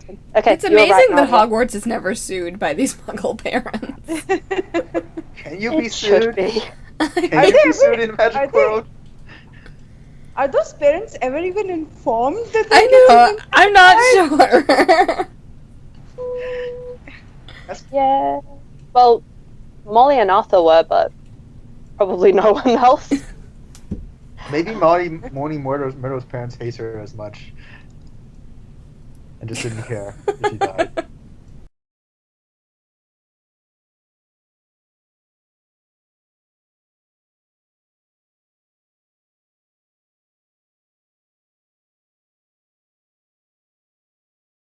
These are the last victims before Ginny gets taken, right? So Yeah. I'm just trying to figure out, why doesn't the serpent, like, or whatever's in the chamber, pop out and like zoom around the school, just staring at everybody and petrifying everyone? Gotcha. Because it doesn't want to kill purebloods. It's way too deadly of a creature to really exist in nature, right? Yes, it doesn't exist in nature, Adam. Well, this is why. I mean, maybe in Australia. Hey, we do have a lot of snakes. Yeah, those creepy dragon thingies too. With the Kimono dragons. Yeah. That's Indonesia. Yeah. But I'm a stupid but American. We do have goannas. Do you mean goannas? They're really big. That sounds made Might up, mean both. but sure. No, but they're like massive lizards. Sounds about right. I'll find you a picture or a Google search. Goannas? Is that what they're called? Goannas? How do you spell it? Like the Gowanus Bridge? You're worse than Adam. Say that again. No, I know the Gowanus Canal. That's what I was going for that. The Gowanus. Anyway, Gaiden, to your question, I mean, I think part of it is just like plot, Yeah. But I also think that Riddle is not opening the chamber for the same reason that he, and also, I mean, Basilisk is obviously super powerful, but I'm assuming that if it came up against a whole crap ton of Hogwarts teachers, it probably would have been killed, and it's probably more expedient to keep that thing if it around. Went up against another basilisk, Yeah. who is headmaster of the school. Yeah. Oh gosh. Because it always whispers it wants to rip and tear and murder people, but as soon as it goes and sees someone, it petrifies them and just slithers off. Why doesn't it eat? My heart's just not in it anymore. I'm lying to myself. He's not hungry. Human flesh just doesn't have the same taste. But yeah, it's his plot, I guess. Yeah. All right, Lady Weaver, Aragog. Yes. Yep, spider chapter, great. Okay. Spiderland. Oh my god. Never. Okay, this might be a bit of a longer summary, but it's only 670 words, so yeah. Okay. That's pretty long. I tried to keep it short-ish. It's alright, just read it in your accent and we'll keep going. That sounded more New Zealand. Alright, Sarah, take us away. Summary, 647 words. 670, thank you. Oh, sorry. Okay. Okay. Summer had come to Hogwarts, but with Hagrid and Dumbledore gone, it had left its halls full of fear. Students were no longer able to visit their petrified friends in the hospital wing in case an attacker came to finish them off. They moved through the corridors in packs and were shepherded from class to class by teachers, limiting Harry and Ron's ability to search for spiders, which all seemed to have disappeared from Hogwarts. Draco seemed to be the only person happy about Dumbledore's suspension from office and walked around like head boy, spouting off in Mon Potion's class that he was happy Dumbledore was gone, and was proud that his father had gotten rid of Dumbledore and parroted things Lucius had said. I told you he thinks Dumbledore's the worst headmaster of the school's ever had. Maybe we'll get a decent headmaster now. Someone who won't want the Chamber of Secrets closed. He even went as far as to say that he would get his father to support Snape if he wanted the job, and place his bets on whether or not the next victim of the heir of Slytherin will die.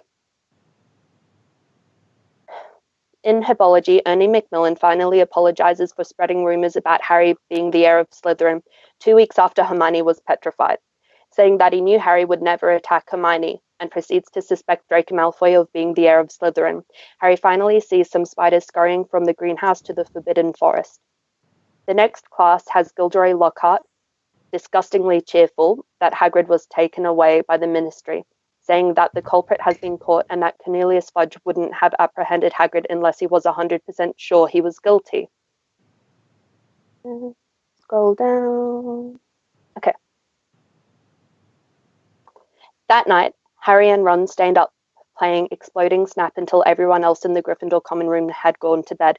It was long after midnight before they were finally able to sneak down to Hagrid's hut and under the invisibility cloak. Once they traded the cloak for Fang and set out into the Forbidden Forest, Harry leading the way with the glow of his wand following the trail of spiders. The Weasleys' enchanted forward Anglia, found the trio right before they were abducted by giant spiders and taken deeper into the forest, into the spider's lair. Once in the lair, they came to face with Aragog, a spider the size of a small elephant, with grey in the back of his body and blind, milky white eyes. Harry tells Aragog that Hagrid was taken away for setting something on the student, while Ron had a terrified silent screaming fit. Aragog tells the pair what had happened 50 years ago, and that they had thought he was the monster attacking the students. The only reason he had denied his nature and didn't attack students was because of Hagrid's goodness in raising him and protecting him when he was discovered all that time ago. When asked about what did kill the girl and left her body in the bathroom, Aragog says that it was an ancient creature that spiders fear above all else and that he dare not name it.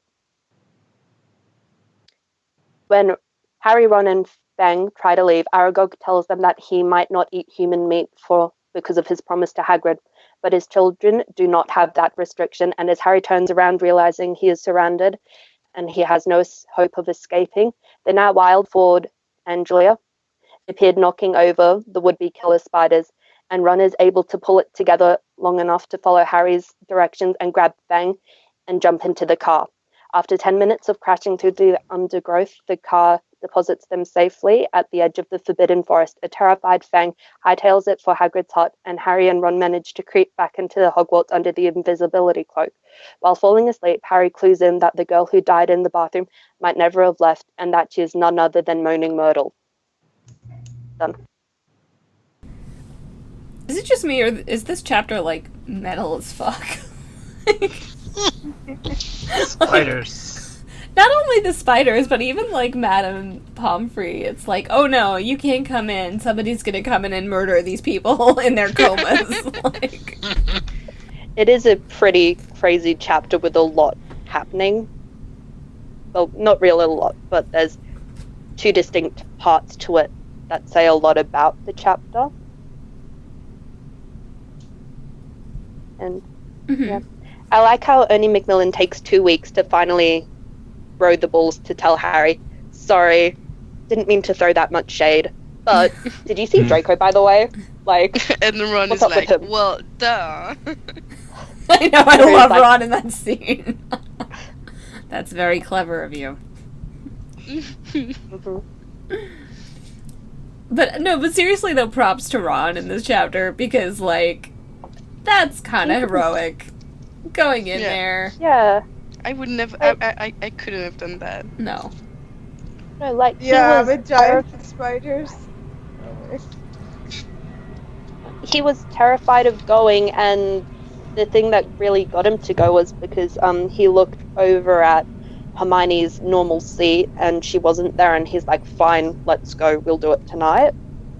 And it's like, oh, good friends, you finally bucked up the courage. That car is awesome, even if I don't think I say it properly. Yeah. I think it's Anglia, I think. It's yeah, Anglia. I'd say so. Yeah. Ford Anglia. Anglia? The Old English Kingdom. Okay, cool. Or region. Who was the Emperor of Anglia, Greg? I don't remember. I want to say... No, that's Northumbria. I forget. I'm better with Romans than ancient Britons, but... Was there It's in an spam a Emperor of lot. That's why I know it, because it's in There spam. was there were kings, yeah. It was Yeah. East Anglia, I think. Trick West question. I know there's two Anglias because in spam a lot Yeah, they east say and west. the pestilence coming out of the northeast for the two Anglias at 12 miles per hour. I know I created that dookie in Crusader Kings many times. It's funny with the car though, because in the last chapter, Mr. Weasley says to Jenny, "What have I always told you? Never trust anything that can think for itself if you can't see where it keeps its brain." So that's about the diary. But you also have the car, which Weasley enchanted, and it totally saves their life. Yeah. But it doesn't. You can't see its brain, but it still goes out of its way to save them. I love how it's described almost as a pet, welcoming his owner back and everything. It's a fucking car, but it's like, yeah, Ron, get on, happy to see you again.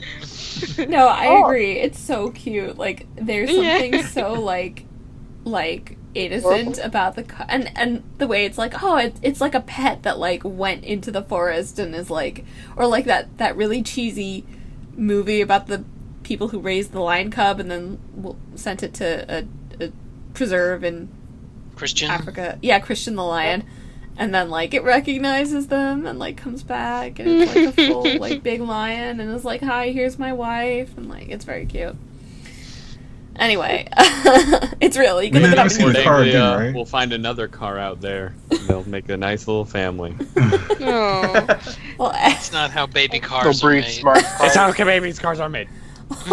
Question. How do cars reproduce in Cars movies? no, we're not going there. Stop. We don't want to know. Let's not. I want to know. I thought actually. That's Save because it for Cars Cast. Wait, who just said they want to know?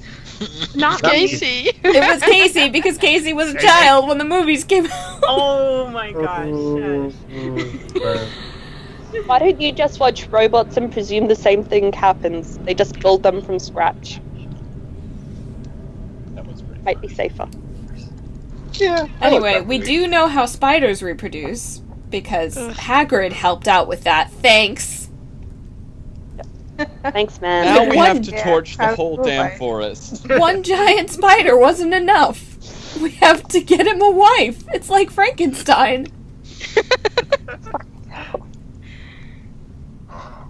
I also found that really intense at the end where he's like, "Oh, these men, like, okay, I won't eat you, but like, all my friends will, all my kids will." Like, he's good with semantics. It's nice to know that Yeah, it's code, but it only goes so far. they're I not love as religious that he as he tells his kids to eat them. I'm like, good job. Insane. I love it.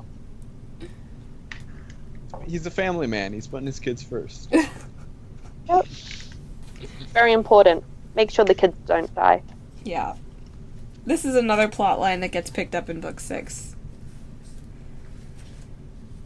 Aragog comes back and makes up for his asshole kids. Is that what happens? Yeah, he bursts Kind through. He of. bursts out of the Forbidden Forest, guns ablazing, an AK in each hand, arm, whatever. Like Milkwood will rise. Leg, arm. What is it? Whatever Leg? spiders have. But honestly, why didn't they use this one in the 5th book when they were trying to leave Hogwarts? La la la la la la la. I didn't say why. I didn't say anything. Just That's okay. I've already been examining the cover of the 5th book, so I really don't know what the hell's going on. And I have judged by its cover everything I need to know. You are now ready to Wait. write a What are book your report. impressions of the cover? It's a very I was blue book. completely wrong about the 4th one. That's not Ron's brother on the cover, so I'm gonna hold off. I do kind of want to do little a review of a book just based on the cover by Greg. You can do that for write it down for the 5th book and the 6th book and the 7th book, and then when we do the reviews, you can publish it with it. If you go to the old Skype thread, there's a couple hundred messages of my random thoughts on Yeah, but you stuff need to that's happening. say it out loud so we have it on record. Podcasts are an audible medium, Greg. You can read them in my Long Island accent. It's fine. You can do. Podcasts are an audible medium, Greg. Oh, jeez, am I from Fargo? Am I It's like a Francis Ghostbusters. The problem with this gotcha. plan is that the only books Greg hasn't read are the last 4 Harry Potter books, or 3 or whatever. So. And wild cards. It'll run off. All right. And white cards. I just wrote wild cards. We're gonna get it on Wednesday, so we'll see. I'll see what it is. Okay. Anyway, how depressing would it be to die in a bathroom? I don't know But what then state it's not am I in when I'm in the bathroom.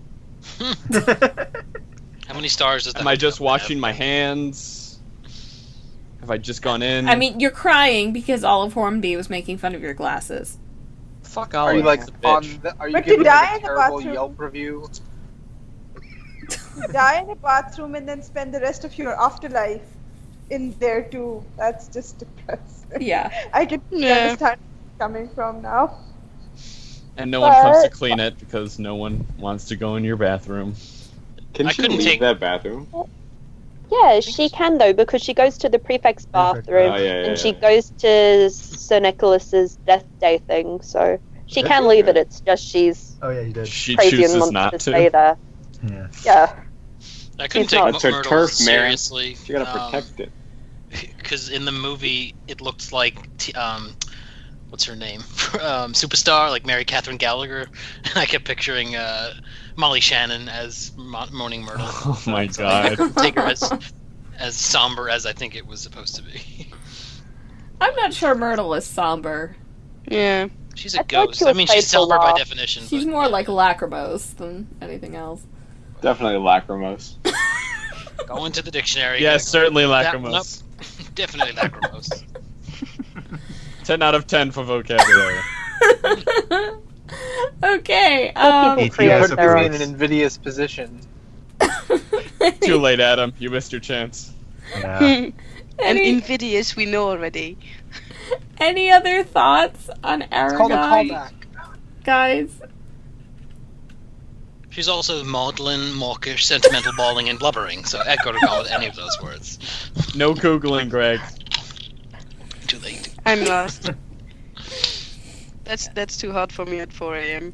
Oh my god. Okay. No, he had to open Marie's Microsoft Word delirious and use right the now. thesaurus function. Okay. Let's continue. Unless anybody has any other actual thoughts on Aragog. Let's get to the chamber. Chamber of Secrets. Get to see Okay. Gilderoy at his finest. Zach. The Yes. Chamber of Secrets. Okay. Chapter 16? The Chamber of Secrets, in which barely any of it is in the Chamber of Secrets. Harry and Ron are given the terrible news that despite the attacks, they will still have exams, and the much better news that Madame Pomfrey can soon begin reviving the people who have been petrified. At breakfast, Ginny tries to tell Harry and Ron something, but is scared away by Percy. Harry and Ron go to Moaning Myrtle's bathroom to investigate further, but are spotted by McGonagall. Harry convinces her that they were just trying to visit Hermione, and they head to the hospital wing. Harry spots a piece of paper in Hermione's hand, which describes a basilisk with the word pipes written on the page. Harry immediately puts together the whole mystery. The boys head to the staff room to tell a teacher, but before they can, they learn that Ginny Weasley has been taken to the chamber. The rest of the teachers decide that Lockhart would be the best man to go and save her, and meanwhile plan to send the rest of the students home. Harry and Ron go to tell Lockhart what they know and discover that he has no intention of dealing with the monster at all, and in a surprise twist, that he's a total fraud. Lockhart tries to put a memory charm on them, but is disarmed by Harry. The boys force him to accompany them to Moaning Myrtle's bathroom. Myrtle explains the nature of her death. Harry and Ron find a snake etched in the sink. Harry says the words open up in Parseltongue, and the entrance to the Chamber of Secrets reveals itself. Despite Lockhart's protests, the three head down the pipe into a large cave. They find the shed skin of a gigantic snake, and Lockhart takes the opportunity to knock Ron down and grab his wand. He tries to cast his memory charm, but Ron's broken wand backfires again, knocks Lockhart out, and causes a cave-in that separates Harry from the other two. Harry decides to go forward on his own.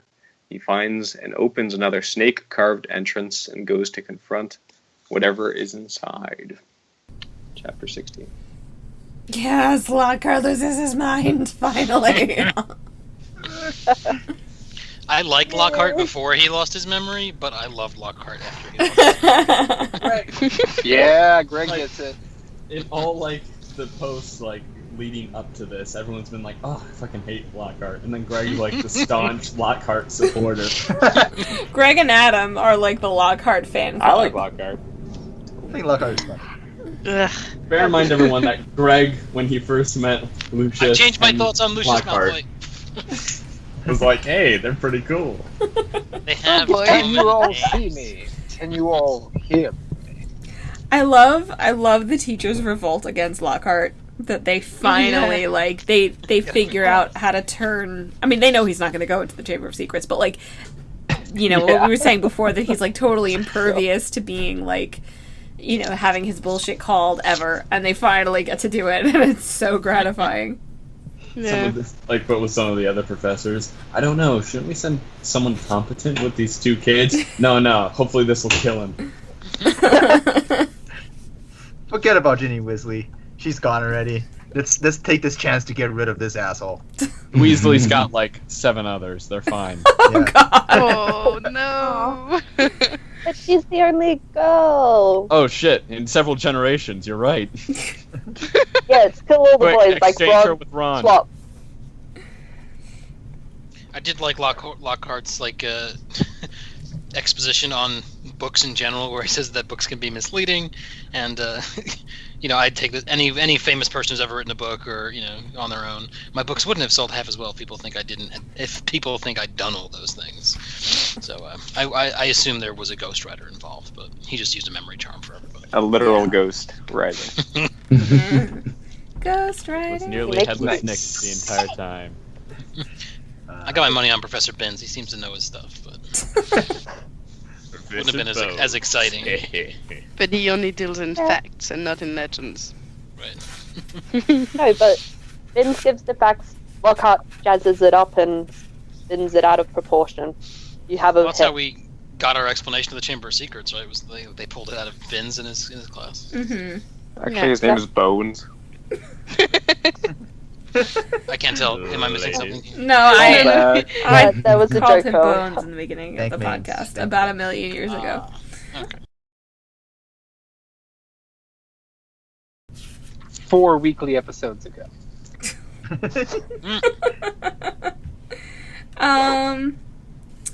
What did you guys think about Ginny? That sucks. Yes. Finally, someone I actually, you know, care. I get. I mean, Hermione was bad, but you know, shit's getting real when he's taking Ginny, I guess. Yeah, Yeah. but Ginny's Well, it's a not little really different, fleshed out much in this book. She's not, which is almost why I feel like it's worse, because all you get of her is like this very trembly, you know, distraught little Just a girl. little kid. Yeah, it feels completely senseless, and, you know, like that's part of, I mean, obviously the Weasleys are going to react with a ton of grief anyway, but I think that's part of why it hits the story so hard, because it's like, wait a second, like, she's a totally innocent bystander here, and like, you know, But literally she's what not kind of innocent. monster would do that, you know? She's not innocent because she fed, like, We don't know that yet. all of the stuff. We don't know that yet. Yeah. But Unless you've just had it out for Ginny the entire time, like, oh, finally, she's gone. I hate this redhead. Fuck that little girl. it's like, Are there? God damn it, this jeez. jumpy little girl. Bye. Are there Ginny haters out there? I see no reason for that. But Well, Later Yeah, on. not for the later okay, apparently there are. It's like Move on. probably Yeah, because people you reading it like, how dare she have a crush on Harry? Yeah, I mean, He's my crush. You have all the fanfics that are Ron bashing, Jenny bashing, and Dumbledore bashing, as well as Molly bashing. Yeah, people really hate the Weasleys. Why? Like, so Yeah, I much, don't but understand. people love I Fred didn't and know George. this. Like, those two are the cool ones. Everyone Yeah. else is, like, dead. Wait, what's wrong with Molly? I don't understand. I don't know. All People the just- She's a fanfics nice have it mom. so... Mommy Um, issues. Mommy issues, yeah. Is it because she's like prejudiced against Fleur? Is that why? No, it's, I think you it have all might be the because fanfic- she's always so hard on Fred and George. Right. Maybe. And we come And back they're at how pretty people loud. love Fred and George. Right. She's yeah. their mom. Yeah. Well, yeah. I mean, That's how it Yeah. should Her be, all the but people time. think otherwise. I don't know how you read the books and don't have a lot of sympathy for Molly Weasley. Yeah. But yeah, I mean Ginny too. But I think some of it is just shipping, like Ginny getting in the way of people's ships so they don't like her, and I think people who don't like Ron just read him very superficially and don't pay attention, so they're wrong. Well, I feel like that's also like a ship issue. Like there's the Hermione Harry people. Yeah. Right. Yeah. But welcome with- to the ship. with Ron, I can see why people don't like him because he is very, very quick to anger. Because as you get further and further away from the books, that's something that you remember a lot more strongly about him than a lot of his other qualities. So rather than remembering maybe his more positive qualities, you remember something that's negative about him, and then that affects how you see him and how you like talk to other people about him. Yeah, I mean, Ron messes up a lot. Like, we haven't really gotten there yet, but he does some nasty things in the books, but I think that's why I like him so much, because he always grows from those occasions, you know, and he's also, like, a very realistic teenage boy in those ways, you know. He's a flawed character, which makes him human. Yeah, and he Really. has, like, such highs that go along with those, in my opinion. Yeah. But I think in this chapter, you'd have to be, again, a monster not to feel really bad for Ron, because he thinks his sister is dead, and he finds out accidentally from the teachers. Yeah, and the way he reacts and everything, it's very touching. Yeah. And sad. And, like, he's trying to figure out, like, a reason for it, like, right away, you know? Yeah. And I love that line where Ron is like, let's go talk to Lockhart, and Harry's like, you know, he's really doing it because there's nothing to do. And I feel like that's a very realistic thing that you do when somebody, like, when a friend needs your help, but there's nothing really to do. You know, you're just like, cool, you want to go here, you want to do this, like, let's just do it, you know? Yeah. Good point. Yeah, Lockhart is such a coward. He's just gonna run. Such a douchebag. I know. Are you going somewhere? Well... An urgent call! And they're like, there's a monster in the school. That doesn't matter. I need to save my own skin. Goodbye. To be fair, I if you're love gonna defense against the dark arts teacher. You can't leave that without all the dark stuff happening. to be fair, if you're gonna indict Lockhart for that, what about all the other teachers who don't try to do anything? Yeah. Well, I genuinely don't think they think there's anything to do. Like, and I don't think that they think that Lockhart's going to do anything. It's Harry and Ron being a little bit naive here and being like, you know, he's the defense against the dark arts teacher, and they said he was going to go fight the monster, so he's going to go do that, which he's not going to do.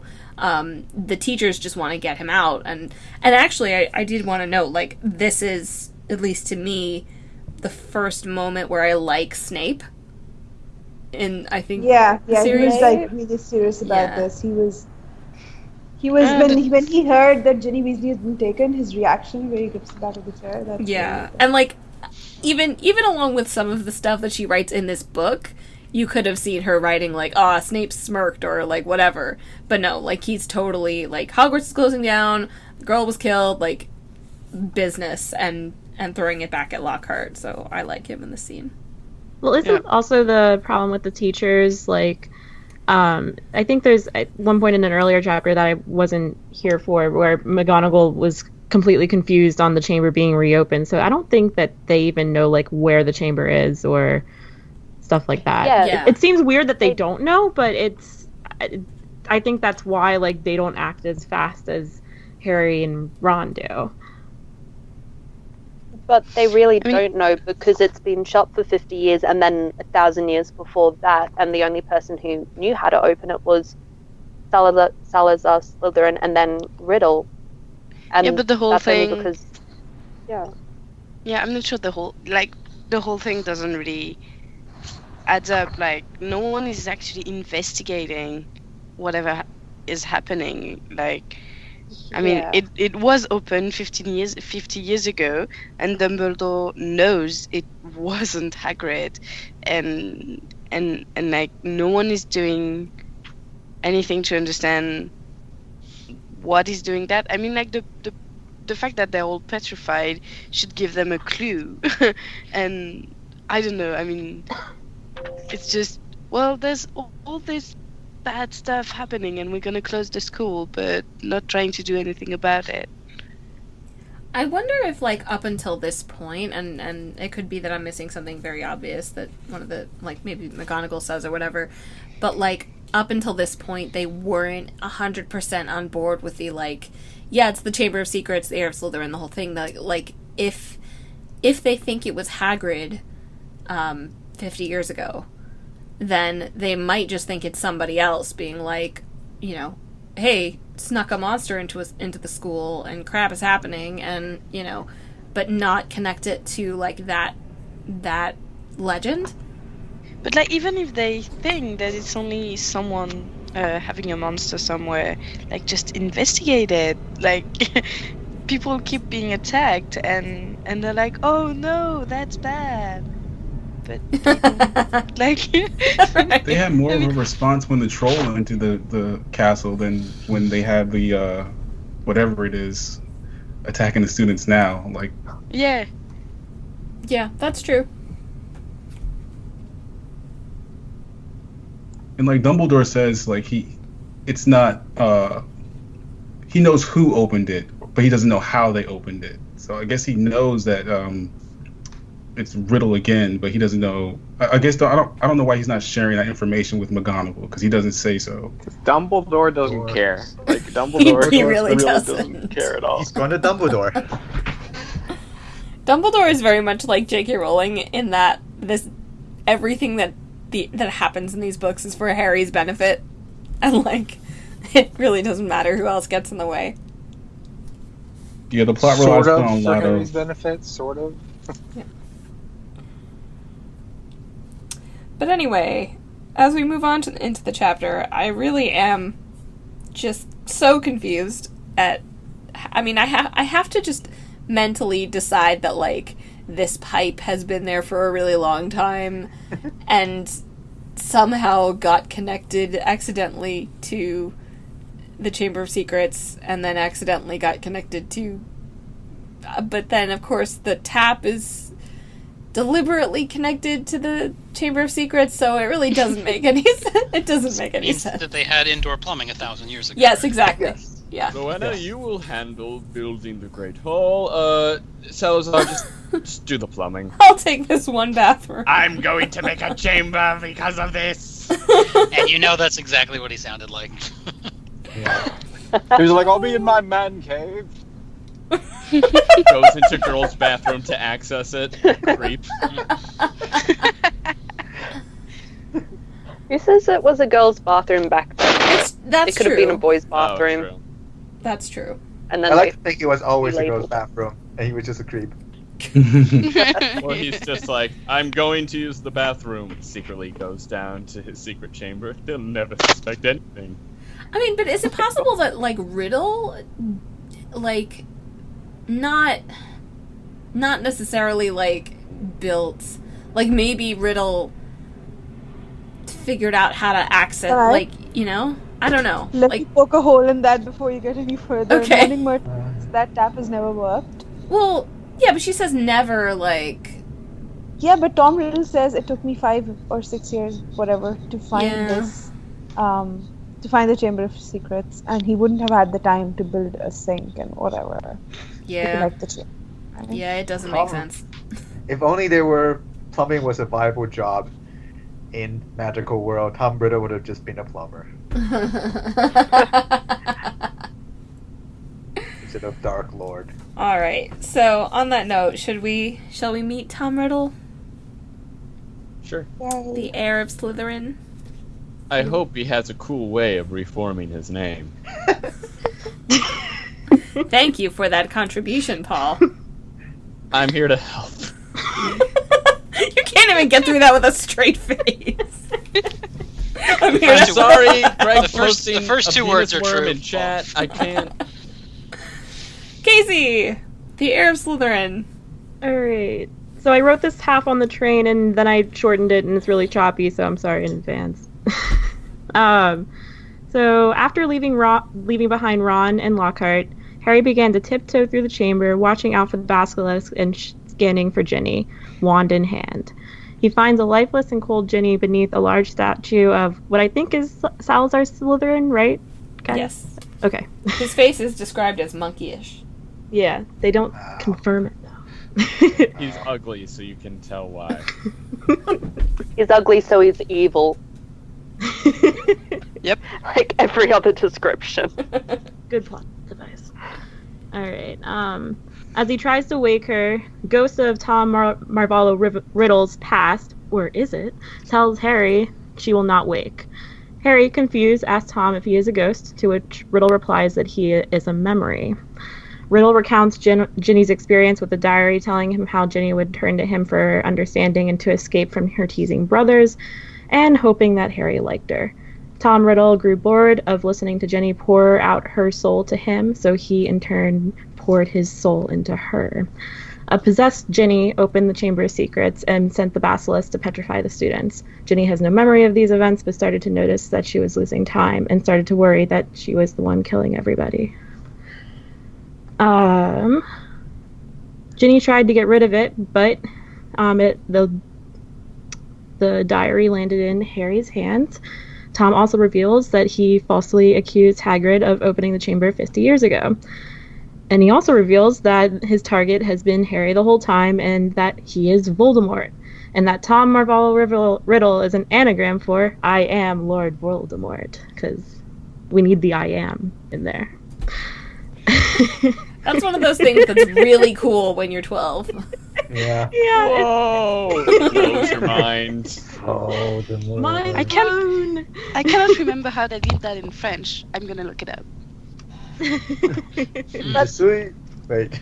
The thing about that is, why didn't she get a name that actually just the whole name fitted into Lord Voldemort rather without the I am, because I think that wrecks it a Probably little because it didn't make sense, right? She couldn't get a reasonably sounding name without throwing that in. Yeah, she wanted to be more fancy. Yeah. Yeah. Plus, Anyway, Riddle, sorry, Casey, continue. No, it's okay. Riddle is a riddle. Voldemort says that he is the greatest sorcerer in the world, and Harry denies it. As tensions escalate, music fills the room, both confused. They find Dumbledore's Phoenix, Fawkes, flying into the room, carrying the Sorting Hat. Tom laughs at Harry and continues to taunt him. Noting how similar they are, with both being half-bloods, orphans, and speaking Parselmouth. Tom opens the chamber further and releases the basilisk. As Harry is stumbling around, eyes closed, Fawkes begins to fight the snake, puncturing both eyes so Harry can now fight with his eyes open. Harry screams for help, not knowing what to do without a wand, and Fawkes gives Harry the Sorting Hat again. And as he puts it on his head and thinks for help, Harry finds the sword of Gryffindor, which we find out a little bit later, but just for, Harry fights the snake and drives his sword into the mouth of the basilisk, killing it, but suffers what could have been a fatal injury via a venomous fang in the arm. Fawkes saves Harry as his tears heal his arm.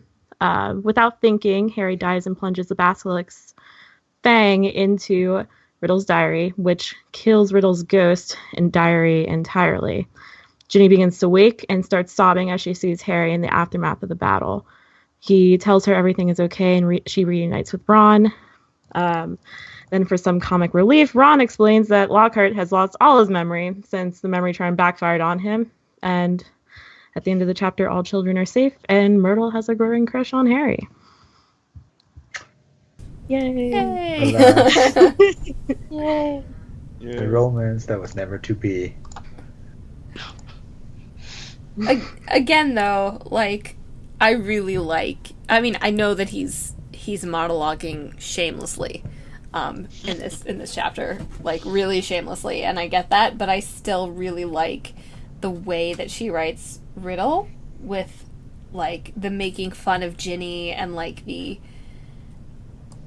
slow realization that, like, and Harry, because Harry is in trust mode, and he just continues in that mode until Riddle's basically like, you idiot, like, I want to kill you, you know? Don't you know I'm the bad guy? Yeah. It's almost the end of the book. It's June, dude, come on. Time for your encounter with Lord Voldemort. Once a yearly checkup. Yeah. Oh, man. But you also get to know that the most evil, like, man alive also was a stupid nerd who's like, I'm gonna make an anagram. Oh my god. I mean, I guess if he did make that at school, then I can You know, it's excuse it a written little in like bit a more. like. It's carved Like- into his old desk, just like, I am Yeah. I am Lord Voldemort, I am Lord Voldemort. Yeah, or like the multiple Stop picking on versions me. of his name anagramming until he can figure out Voldemort, like Voldemort or whatever. I really wanted Voldemort, so that's why I add the I am.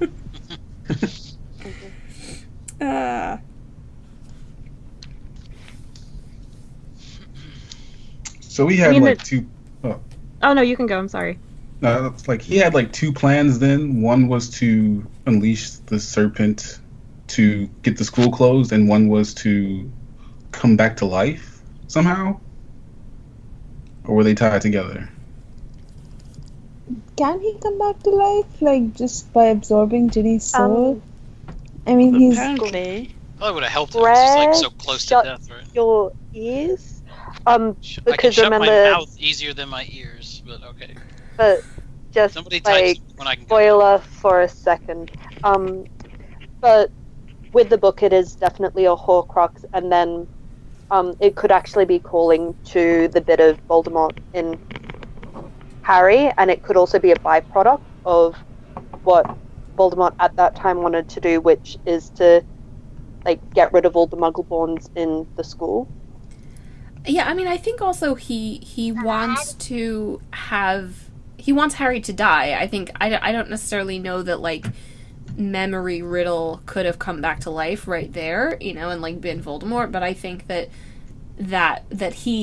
version of Riddle knows that if Harry is dead, then the current version of Voldemort will have a much easier time coming back to power, you know?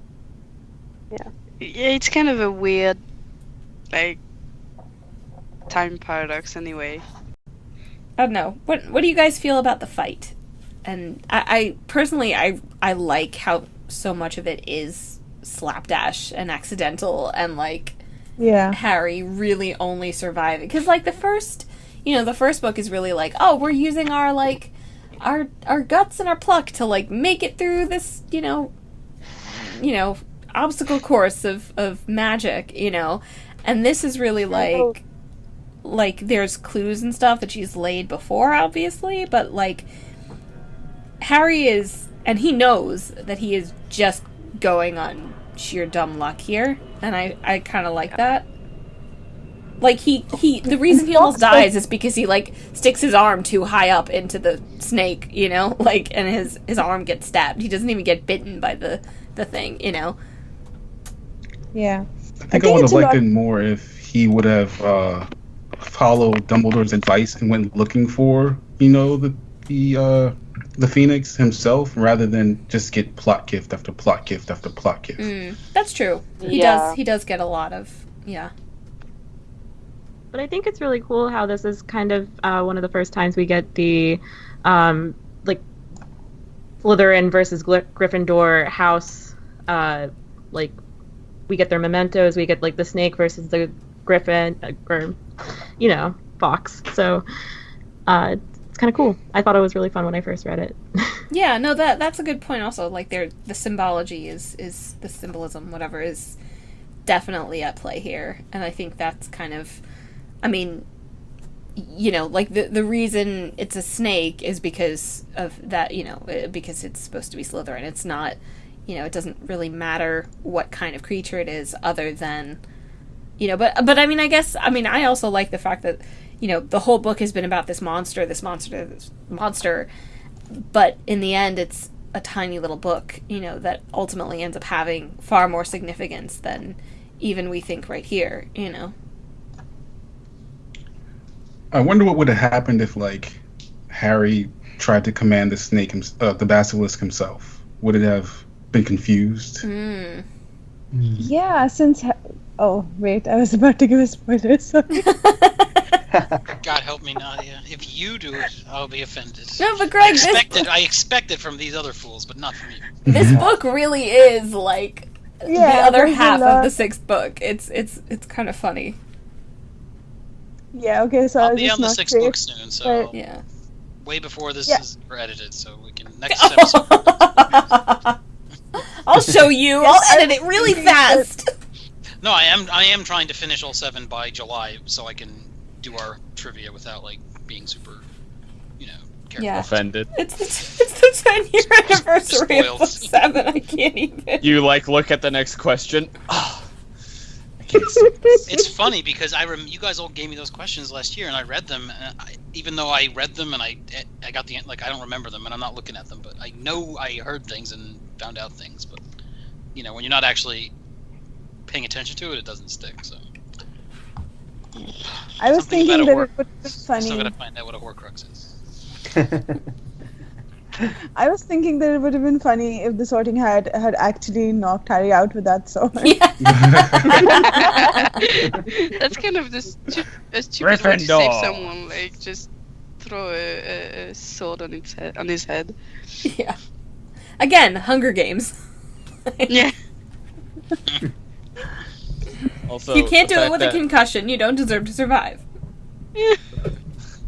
Like, Fox definitely comes off as like the Deus Ex Avum. Like, he's just flying in, and all of a sudden... Did you just use the Latin word for bird? Yeah, he did. He went with avium. Oh. I'm sorry, continue. Anyway. Now that I've dazzled you with my Latin. Believe me when I say this, Paul. I never would have thought you capable of it. Neither would I. That's why you used Google Translate. Birds live in an aviary, Paul. I knew that. Come on. Greg, you can't say I knew that when you're like, I know all the Roman emperors. I tattooed them on the back of my hand. I know the first 30 or so. I don't know all of them. No one knows all of them. That's so disappointing. They all have the same 6 names in different orders. It gets tough after the third. Editing can really fix things. Well, I know all the Targaryens. It's not that many of them. Yeah, I think like in the last reread, I called it a flock of crows. You won't hear that in the final version. I'm sorry, Paul. Continue. Deus Ex Avium. Yeah. I said avum, not avium. Oh, I'm sorry. I have to brush That could up be on the my wrong Latin. use of it. I don't know. Let's get a Roman in here. At least you didn't say ovum. Yeah, that was dangerously close. Anyway, but like the fact that Fox comes in and it's like, oh, here's some super strength. Oh, here's my healing healing tears that can like save anyone. So, but then again, this is a kid's book, and I'm like, yay, he saved them. Yeah. Yeah, I With definitely. the power of love. Well, no, love has nothing to do with the conclusion of this particular story. It's loyalty. Well, It's loyalty. Tears, the tears. Come on. Bird love. Nobody mentioned cloaca. Nobody mentioned cloaca. Nobody mentioned cloaca.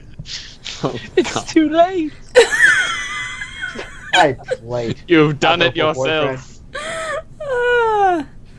Oh man. Do birds have bidets? We managed to be coherent for a shockingly long amount of time, guys. I'm actually really impressed that it's taken us this long to get to this point. I do think it's definitely, like, I mean, I'm trying to think of the conclusions of the books, and I think I would agree that this is probably the weakest, but like in terms of, you know, the plot and relative simplicity of it.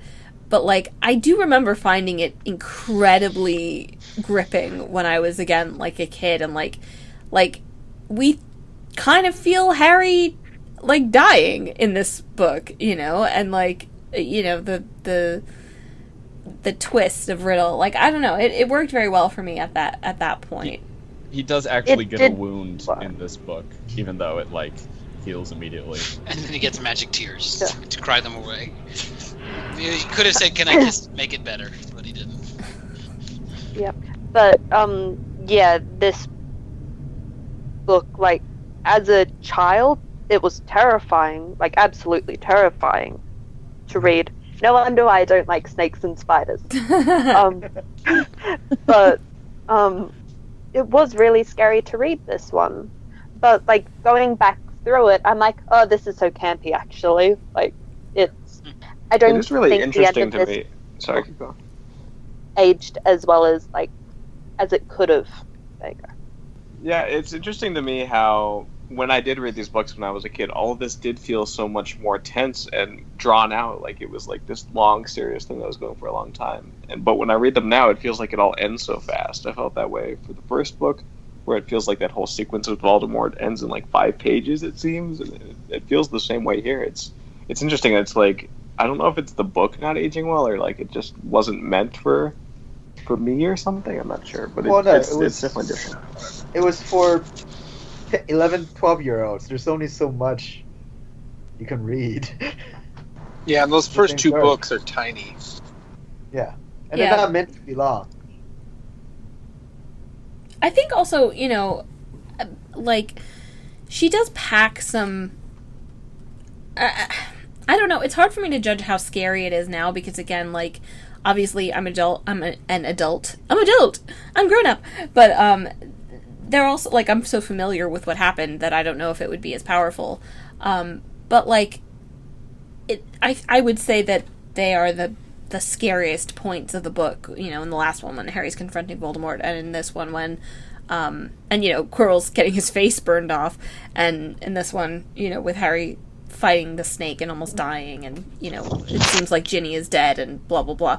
So, I kind of understand the logic of not extending that, you know, like, super long. It's not drawn out. We kind of do what we need to do, and then get through it, you know? What's the point of drawing this book out? This is a very self-contained mystery, basically. I mean, there's ramifications later on for later books, but there's only so much this book can go in terms of its own story. Yeah. Until it gets stupid.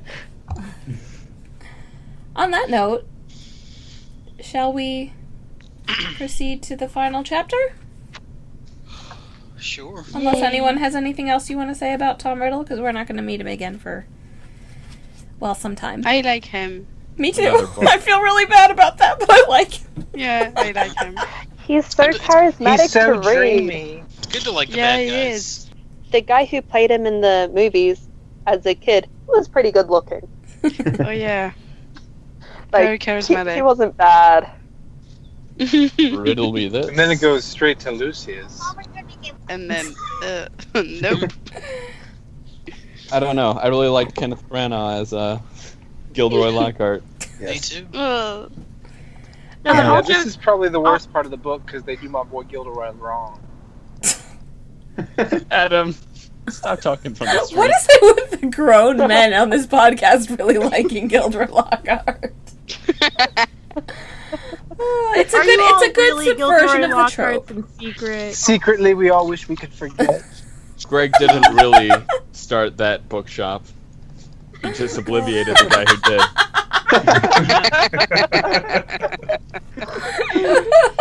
Didn't you take Yes, it I from- am this bookshop.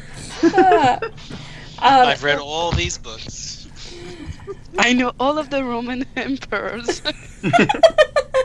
Or at least I know someone who knows them. One last point about Riddle, though, which is that it's a good point that he is very charming, and he is, in that way, diametrically different from what we've been pointing out before with, like, the bad guys being ugly or, like, stupid, or Voldemort being, like, this completely, you know, inhuman creature. You know, like, Riddle is so close to Harry in so many ways and so appealing in so many ways that it really, you know, I don't know if, you know, again, an adult reading this would be shocked, but I think it does serve as a good contrast to everything that we've seen before. Yeah, I agree. That's a good point.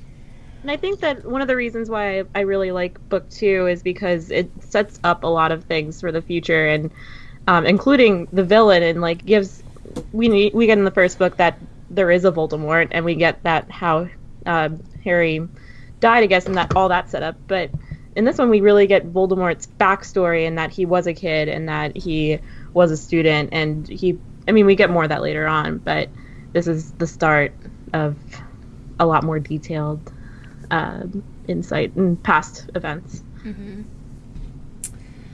All right, Greg, bring us home. Okay. So you had mentioned when we were discussing this that you wanted us to be brief, and then Adam said write a haiku, so I just wrote a haiku for the recap. So here we go. Post danger party. Dobby has a sock. Freedom. Many partings. Home. Here we go. Discuss. That's amazing. That's great. Great. You stole many partings from Lord of the Rings. It's not stealing, it's homage. It's an homage. Uh-huh. I definitely did not steal Dobby Has a Sock from Lord of the Rings, or the post-danger party. Wait. But they did have a post-danger party at Lord of the Rings. If I recall, they did give Legolas a sock so he could go into the West at the end. I don't remember that. It was a mithril You obviously didn't read the version where Tolkien wanted to go back and kill Merry because he just didn't like him. I didn't. No. Can I ask a question? Christopher Tolkien just keeps adding to that. Ask away. All right, so mandrakes, right? They grow up. They're babies. They, you know, get acne. They move into they each start other's. to. Yeah. Exactly. They start wanting to get to each other, into each other. And then parts. we make juice out of Where you're them. going. Yeah, that's not alright. I felt bad for the mandrakes in that book. I mean, do we they? know the. Sorry. No, I'm just asking the same wondering. question as like, you. Yeah, like what happens to the mandrake? Like, is it the human part of the mandrake, or is it like, do you just cut off the leaves?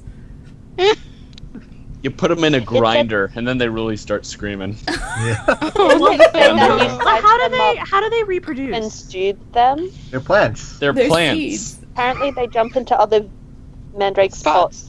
I like how you guys all make fun of me for like thinking, asking realistic questions about the whimsical world of Harry Potter, and the one time I don't, you're all like, "How do mandrakes fuck?" I was like, How do mandrakes fuck? Hard questions. The name of the I podcast. thought we're not supposed to focus on this kind of stuff. Ah. It's just the magical world. I was just whatever. I just saw the words mandrake juice as I was skimming through it again, and it jumped out at me. I hear Gwyneth Paltrow is pimping that mandrake juice. Oh my god, Maybe it is like a tea that they boil with the leaves. I'm Yeah, gonna we chop choose those to babies believe up. that. But Yeah. is that even It's nice, that or the though? grinder. What if it really hurts the mandrakes to have their leaves cut off? they'll grow up. It's just a Well, haircut. tough titty. Yeah. It's their circumcision. Oh. Anyway. Weirdly, that's where I went. Bring that the magic chapter where it's rabbi. Like the mandrakes are almost ready to be cut. I was like, wait. All rabbis are magical, Paul. Jeez.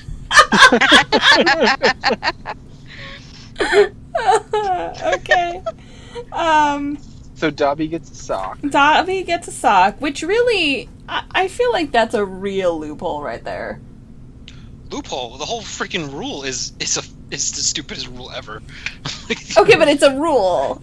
But Craig's the rule. like, if I enslaved a race, I would certainly not make a rule like Yeah, that. run it by your attorney or Someone something, or have tricked someone them. else They like write the copy. self-impose this whole clothes thing on themselves. The whole way it happened Master to... gave Dobby a sock. I Does a actually, tea towel not count as a piece of cloth? Because he has a tea towel and somebody must have given it to him. Yeah, that it's clothing. Or he I think stole it. Or is that a technicality? I think it's actual clothing. It's like stuff you It's would like Malfoy's choose to going wear. out of his way not to give him any clothing. Yeah. Which I actually really like that idea because I think it is very powerfully dehumanizing that like they can't even like they're barred from that basic level of like human interaction, you know, that like they would be wearing something that would look remotely dignified. You know, they have to wear whatever pillowcases and towels and stuff. Yeah, but they don't because we meet other house elves and they're wearing clothes. It's just that you just can't hand it to them directly. Like you could set it down and be like, "Those are your clothes, bro." I mailed it to them 2 days ago. Do we? I feel like most of them are wearing like loincloths and stuff. Oh, yeah. wait, that's We right. need a The lot of other free- Dippy or Bippy, she's wearing like Yeah, Winky. Winky, yeah, she's wearing. Didn't she make it? Do you ever meet an elf whose name does not end in a Y? Prove me wrong. Yes. We do. Yeah, So In the guys, next book. in like the Harry Potter like Wizard Rock scene, is there like a rapping Dobby? Where he's Probably. like, Master gave Dobby a beat. What? Wait, what? That's not good. And Dobby Like, I dropped put- it. 2 ways. But anyway, I kind of don't know if, like, Malfoy throwing a sock to the side is the same thing as, like, giving over a piece of clothing. But I guess the rule is that tenuous? Well, in the Like, you could be taking movie, your What do they you mean off. throwing it to the side? In the movie, they changed it so it made more sense. they had him okay. put the sock in the book, and then he like tossed the book to him, and he caught the book, and then the sock fell out of it. So instead of Lucius going like, "Oh shit, I shouldn't have done that," it's "You tricked me." Okay. Yeah. Because here But it's really actually- like, ew, sock, tossed to the side. Dobby does, like, a quarterback leap or whatever position in football would do that. And Quarterback leap. Even I know. Even I am not a Isn't that football, like but I a know the quarterbacks throw running the ball. back? The quarterback leaps and catches the ball. Yes. I didn't even know American football. I don't know that. Oh my God. Dobby does a flying does a- leap. He then And proceeds to catches- make a home run, but we'll get into the technicalities And, later. okay, you know what he does, Greg? He does an Andy Chavez. Oh, I get that reference. Oh, yeah. I know the name. I don't know what the reference Google is. Andy Chavez, Scores 3 bloods 2006 and 2 Do anti something with them NLCS. And I know he you'll- played for the Mets. I feel so French right now. I don't know Anyway, what they're on about either, Nitty. Dobby Bucky's our number one. Whatever. Does anybody have anything to say about Dobby catching a sock as opposed to being actually given a sock intentionally? I agree. It doesn't make that's weird. sense. I It's think it's direct funny. contact. It's straight from his hand. Well, to it's his interesting hand. though. If we're going that way in the movie, it doesn't make sense because he never touches the sock. So, No. But I just think it is in his possession. Come on. yeah, whatever. I think it's funny that the Malfoys have to hire like a completely separate person just to do their laundry, just to avoid him touching anything. When they just can do because house magic. elves that want freedom would just like anytime they dropped clothes would just show up under the clothes like free. Yeah. Damn it! We're all going naked from now on. No more clothes. Yeah, like when they we need our change clothes at slaves. night, what do? They like have to use magic. I mean, we can talk about the psychology of house elves in a couple of books, but Couldn't you just give him It's an a giant- order to never go near their clothes? Just a Never touch giant crowd of house elves under the laundry chute, just looking up, waiting for some to come down. Today's my day. It's gonna be me. It's gonna be me. Oh. Yeah, but Dobby can actually break the rules. Like he can go against his master's orders, but he has to punish himself afterwards. So it's kind of yeah. It seems like doesn't really there's- make sense either. Yeah. Yeah, again, nothing makes sense, but it does seem like there's variance there where he can't do some things, but he can do other things. Yeah. I don't know. He finds loopholes and stuff. I mean, I established in the last episode that I'm not a big fan of Dobby, but I do like that moment where, like, Malfoy realizes, like, whatever, he's what? Did someone whisper something? No?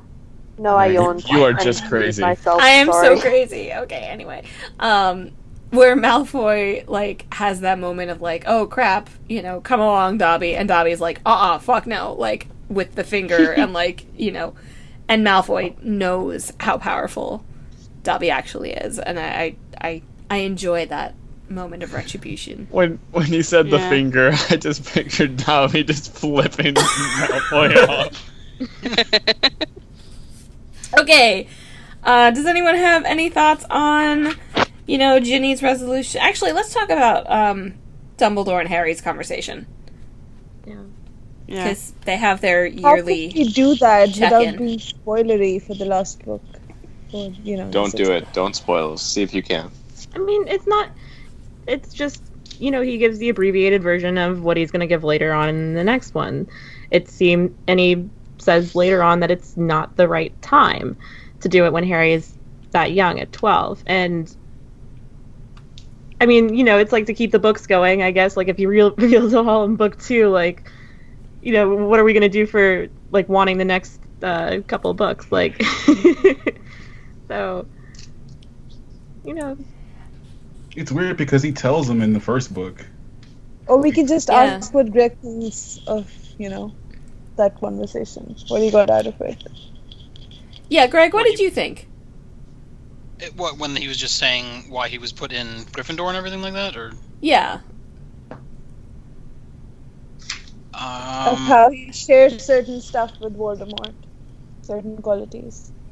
Well, I mean, it made more sense once he explained that it was, you know, that he gave him, you know, he speaks Process tongue not so much because it's in him inherently, but because, you know, it was when he attacked him, like a little bit of him went into him.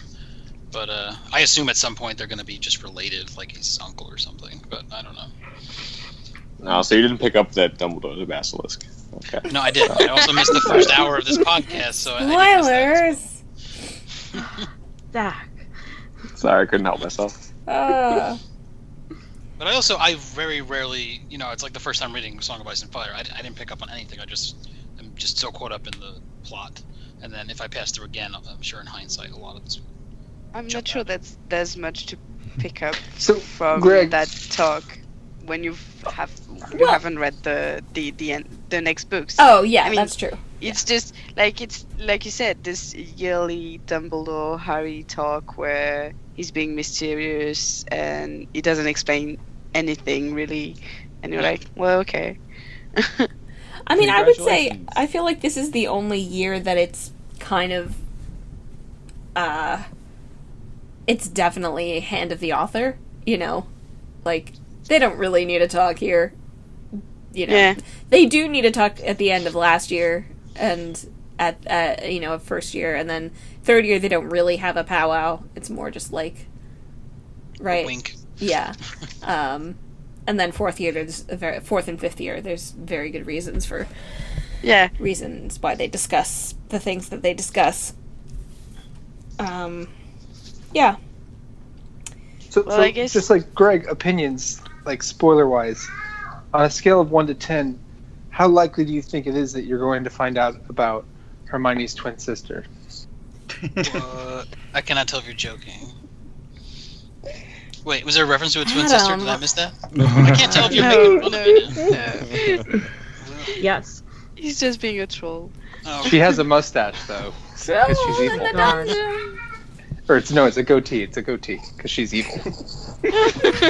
No, she's ugly. That's how you know she's evil in Harry Potter. Yeah. Oh, is that a wart? Definitely a Slytherin. Now, my only other complaint with this chapter was the whole way that Malfoy got the book to Ginny, because I don't know if any of you have ever tried to hide a book in a book, but I actually doesn't did work it. well. And you can't put a big book inside any book without the book being open and be like, why is there a friggin' book inside my book? Ginny's excuse was that she just thought someone wanted me to have it. That didn't make... This is one point where I think Mary Grand Pray's illustration does not work with the text, because her illustration of the book spurting ink with the, you know, thing in it, which, by the way, spoiler alert for the end of the chapter. But that looks like a huge book, whereas my impression is like it's very thin. Yeah. Excuse me, sir. There's a book in my book. I only paid for Do you want me to book so I booked so I can book what You're I going to have to take this back, and I want a refund. But how sad is that, your book though? is That gratis. Ginny has so little of her own that she, like, is like, oh, a diary that hasn't been used from 1950 whatever, you know. Oh joy, a possession. We're not allowed to have those. And also, she's a first year. She has a crush on a guy that she doesn't think likes her at all or even notices her, and she tries writing in this diary, and then all of a sudden it's a, you know, he acted as a friend for a while. And she's like the youngest of 64 children, so she's she's 11. She's young. Really lonely. She has a crush. She It's needs kind to of- vent. It's kind of like cyberbullying if you think about it. Yeah. Like it is sort of this like getting these catfishing. She messages. got catfished. She did get She did a little bit, yeah. She was ahead of the curve, that Rowling. She just didn't realize it was Voldemort. Man, Voldemort ahead of the trend. All right. So yeah, they win the House Cup because Ron and Harry each get 200 points. This is all bullshit. Yeah, More again, bullshit. Really favoritism. I really kind of wish I she just had gone picture the other there's way. like really hardworking people on like Ravenclaw and Hufflepuff are like, I've been working my ass off for 4.5 books, and he just keeps giving 100 points away in the last page. It's not fair. You should look up My Life as a Background Slytherin. It's a comic. It's very funny. Well, Slytherins, at least, they're like doing things to fuck up, or at least against them. But I feel like the Ravenclaws and the Evil. Hufflepuffs are just like trying to do their homework. Yeah, they're at least evil. Yeah. I feel like she was on a deadline or something for the end of this book because it does really wrap up like Well, the so last fast. chapter, I expected the last page. I remember turning to the last page and I'm like, oh, this. I was like, this the end is literally like the train is a paragraph, not 3 chapters as it usually is. Yeah. And we But don't she get does plant the telephone thing, which is realized to hilarious effect in the beginning of the next book. Yeah, I don't know. Any final thoughts on Dobby's reward, guys? You know, Dobby as a character, I feel like I didn't like him in book 2 when I first read this, but as time went on, as he pops up in later books, I actually do really enjoy him. So, Greg, if you don't like him now, you might like him later. Well, I do like. I mean, I'm halfway through the 4th book, so I know he's like leading the House Elf Liberation Front or whatever it is. Liberation Front. They're sabotaging things. Spew into this. Using Sapper to take down the wizard. Oh, okay. So one last serious thing that I feel that we should talk about before we say goodbye is that Dumbledore kind of states one of the major themes of the books in this chapter, which is that it's our choices, Harry, that show what we truly are far more than our abilities. Mm-hmm. I underlined that. Yeah, and That's how you know it's important. thoughts. You Yeah, because defaced J.K. the Rowling was book, like, Greg? underline this. In pencil, very lightly. No, I beat the crap out of my books, but not like my collectible books. That's different. So I think that's actually a really good message to send out there, though. Like, it Yeah. doesn't matter, like, how much you can or cannot do, but it's how, like, what you choose to do with your abilities. Like, you get Neville, and then, like, definitely the first few books, he's being portrayed as being a really not a good wizard who struggles a lot. But then in the later books, you see him doing more and making great choices, really. And it's like, man, you could have been a hero if Voldemort hadn't have chosen the wrong guy. But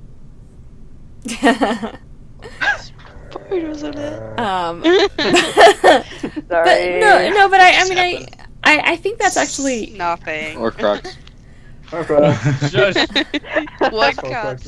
Am I gonna have to Google Neville Longbottom and see make sure he's still alive? Nope, don't do it. Don't do No, it. That don't will ruin Google stuff. No, yeah, you don't want to. You're just gonna see pictures of this dude with ripped abs. Yeah.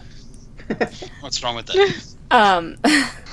He is very good looking. No, but I think it's also really interesting to apply to Hagrid also, because like Hagrid has so many choices kind of taken away from him, and yet he still tries to make the choices that make him a good person, even though everybody thinks, he's kicked out of Hogwarts. They think he is the heir of Slytherin, and murdered someone, and, So I enjoyed that. Yeah. I have a question. Mm-hmm. How do you cancel all the exams? That makes no sense. Did they cancel the owls and the mutes too? Well, the owls and the mutes took place before the normal final exams. I know this because that's what happens in the British exam system. But that's not. It doesn't make sense. Oh, actually, it doesn't. Wait a second. Is that true? Like, I'm trying to think about book 5, like when they take owls. Yeah, no. Well, we have those exams where you actually give an exam in the school, and then you give one later, which is like set up by the Board of Examinations. Yeah. But I don't remember. Did they have it? I'm not sure. I think in book 5, the owls was taking place before the other people were actually taking exams, or before the school term was. Yeah. Over. Anyway, you can't cancel exams. It's not... Oh my God, Nadia, you're such a Hermione. To which Dumbledore says, "Fuck you, I can do what I want." Basically. But I also love when that Dumbledore announces that Lockhart's not coming back, and all the teachers are cheering too. Alright, so any final thoughts on Harry Potter and the Chamber of Secrets before we say goodbye? That if they didn't stop and go back into the house to get Jenny's diary, none of it would have happened. Yeah. Yeah. Yeah, I really like that. Did anybody make a Chamber of Secrets joke while they can? If real Paul was here, we would. Real Paul. Yes, real Paul. I know what I keep in my Chamber of Secrets.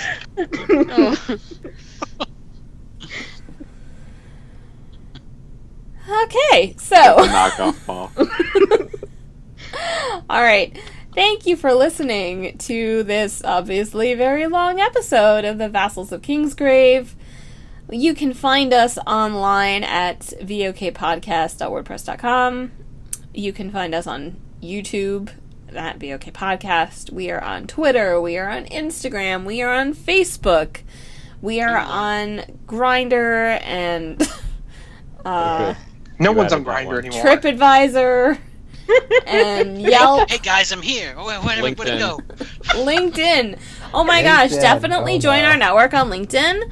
We're on Apparate now. I think we even have a MySpace. What?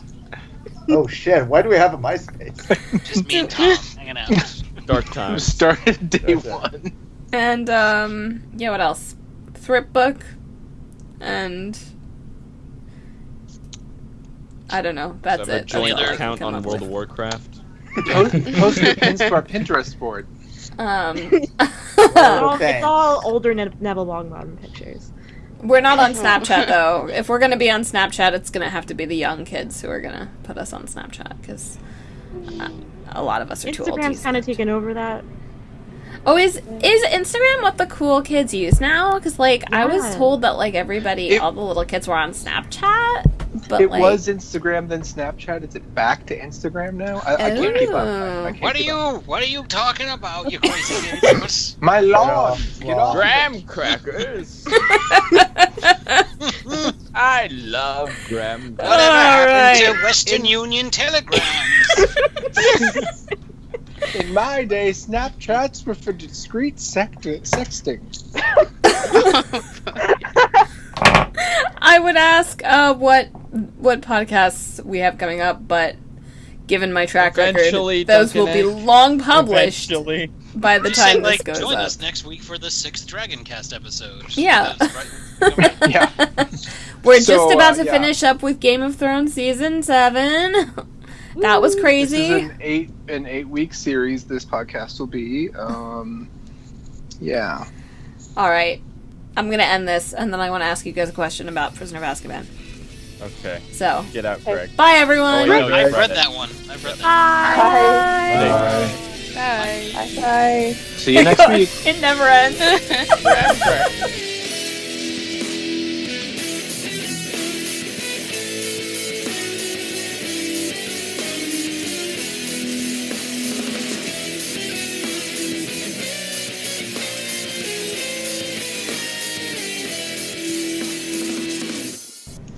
if Winds of Winter comes out in the next 2 years, I'll buy wild cards. Wait, so who's drownedsnow again? I keep forgetting. That's book reporter. Hey Adam, drownedsnow on the forum. Clearly All right, super I'm important to I'm me, out Adam. now. I'm Alright. out now. There's too many of us. Oh my god. They're Yeah, I'm really pretty sure I don't know everyone on this. Okay. So there's not actually 19 people on this call, I assume? Just 11, it's fine. Who was that? Who just left? Adam. Adam. He was so insulted. Yeah. So there's not actually 19 people on this call, I assume? Just 11, it's fine. Did I start a new call or did this? Am I back? Yes, hello. You're back. Hi. That's But Nadia just left? She's Nadia restarting started Skype to get a recorder going. Okay. I may have accidentally left in Roth. I don't know. Not sure what happened there. So there's not actually 19 people on this call, I assume? Just 11, it's fine. Google tells me that a lot of people are experiencing this, and there's like a massive server attacks, or I don't know. Excellent. So I'm so glad we excellent, didn't yeah. plan It's the to government record a trying to major shut down podcast. Skype. They don't want us to talk. Russians. It might. Don't No, joke. no, It might be the Not the Russians. Russians. Obviously not the Russians. I've got the best evidence to prove it's not the Russians. Guys, when we started reading this, Trump wasn't president. Has Trump any- is the Minister of Magic, pretty much. Any one of them before the books end. Huge has thing. an- Why Have we wish ever- Trump was incompetent as the Minister of Magic? So there's not actually 19 people on this call, I assume? Just 11, it's fine. most of the time it works. Like we mostly don't have too much problem with it. It's ebbs and flows, right? Or we just beat it into submission. Oh, wait. Why can't Nadia? Because Skype sucks. Yeah. Skype. Guys, never it's gonna works. hear you. Skype Have I- works great right now. So there's not actually 19 people on this call, I assume? Just 11, it's fine. Ella, don't eat my book. Sorry, my cat's in bed with me and she's like, oh, let me just eat your book that's sitting there. And it's like, no, don't do that. I need that book today. Christ. Wait, where's Nadia?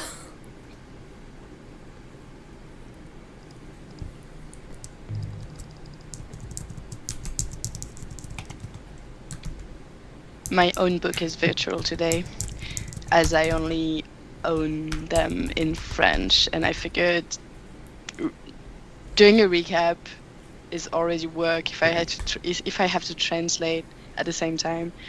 So I just found it on a PDF version of it. I mean, I bet it sounds awesome in French. It kind of does. I mean, the names are weirdly translated, but Harry. whatever. Eddie. Hermione. Okay, no, Harry is not translated, I have to say. But Hogwarts and What? Slytherin and all of that is translated. I want I don't really to know how. hear the French audiobook, but since they don't translate Harry, it's It's very disappointing. Harry, and then back into French. Harry Otter. Is Voldemort the same? I'm not French. Wait, So. yes, Voldemort is the same, Yeah, okay.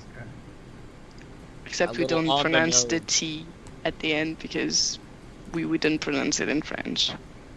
Voldemort. Actually, that's correct. I think she was a French teacher, and that's why a lot of her names come from French.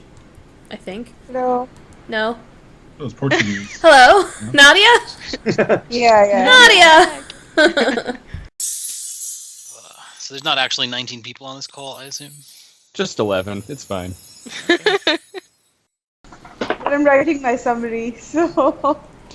Nice. Oh shit, people write summaries. It's okay. I was delaying making the call because I hadn't finished reading yet. Writing summaries. I thought we were writing haikus. Yeah. I just take my summaries off Gryffindor Tower of the Hand. Pretty much. Let's see. So that it's not recorded. More like Gryffindor Tower. Ooh. Wow. More like Azkaban. What? So there's not actually 19 people on this call, I assume? Just 11. It's fine. Let's just cancel this and come back and do it in 6 months. My God. Yes, please. You know, that's just what I want. Having Dunkin' Egg flashbacks. Dunkin' Egg is my Vietnam. I can't get out of it. Now, is I Dunkin' close my Eggs, eyes. is that similar to Dunkin' Donuts? Yes, except you get half your donut now, and then you have to wait another, 7 months before you get You know, there's way too many breakfast donut places. Not enough breakfast egg places. Dunkin' Eggs. Are you trying to do an accent? I don't know what you're talking about. That was backup recorder. So there's not actually 19 people on this call, I assume? Just 11. It's fine. Cool. So, want to move on? I'm gonna say yes. Nope. Let's end it here. We're done. No more Harry Potter. And next week. So you can cut this part out, but there is I was in my research this week I came across there's another podcast with a much smaller audience that does chapter by chapter rereads, and they kickstart it, and they've gotten $10 grand from people to kickstart them reading Harry Potter. I'm like, Well, which podcast? Why would you pay someone to do it? Why wouldn't you just get an audiobook? Well, no, they don't read it chapter by chapter. They do a chapter by chapter reread like this. That's it. Yeah. And they're like, well, we're so busy, you have to pay us to do it. We don't have time to just do this in our free time. We're just so they do a people, Kickstarter. Adam. And I'm like, it was 200 people, for the second book, and they got $5 grand out of 200 people. They do Game of Thrones. They do a bunch of other stuff. But they have a much smaller audience. But they kickstart everything and people just pay them. I'm like, A smaller audience than us. Wow. Yes, than us. That's what I'm saying. I thought our audience was the people on this call. Yeah, I know, right? So there's not actually 19 people on this call, I assume? Just 11. It's fine. Is anyone on this call British? I am from a former British colony. Yeah, that's what I was going to say. I am from a British colony, but we don't a lot of people can say former the Empire. That's true. Part of the Empire. That's true. Oh God! So no one's representing Britain today. I think I'm the only European today. I mean, I can pretend if you want, but no. Shut up, Egg. I don't need you right now. Get back to set. That was really good. Oh, thanks. Okay, stop with the. I think Adams is better. Oh my God. Let's keep trying to be British, though. Corky, what are you talking about? Yeah, that's... Dude, you're being Australian. I don't know if that's Australian or British. Poppy, it's so bad either way. It's neither. Crikey, it's is neither. Australian. That's what makes it amazing. So there's not actually 19 people on this call, I assume? Just 11. It's fine. But we have this chapter to blame for the cursed child. I don't even remember exactly what you're referring to, so I'm just gonna not think about it. But it is coming to New York, and I have to make a decision about whether I'm gonna go see it. That's I think it is way better than this. Just reading the script. So. Yeah, I know, but it's still such bullshit. Yeah, I agree. Because we don't want in the middle of the play Michal just to scream out, I can't stand it anymore! Listen, I've been in Broadway shows where people have gotten up and left, okay? Local woman loses mind over Harry Potter play. Yep. Anyway. 14th in this month. So there's not actually 19 people on this call, I assume? Just 11. It's fine. So I can at least guarantee George R. R. Martin doesn't stay up late at night wondering how his series is going to end. Or does he? No, because he doesn't even think about it. It'll happen.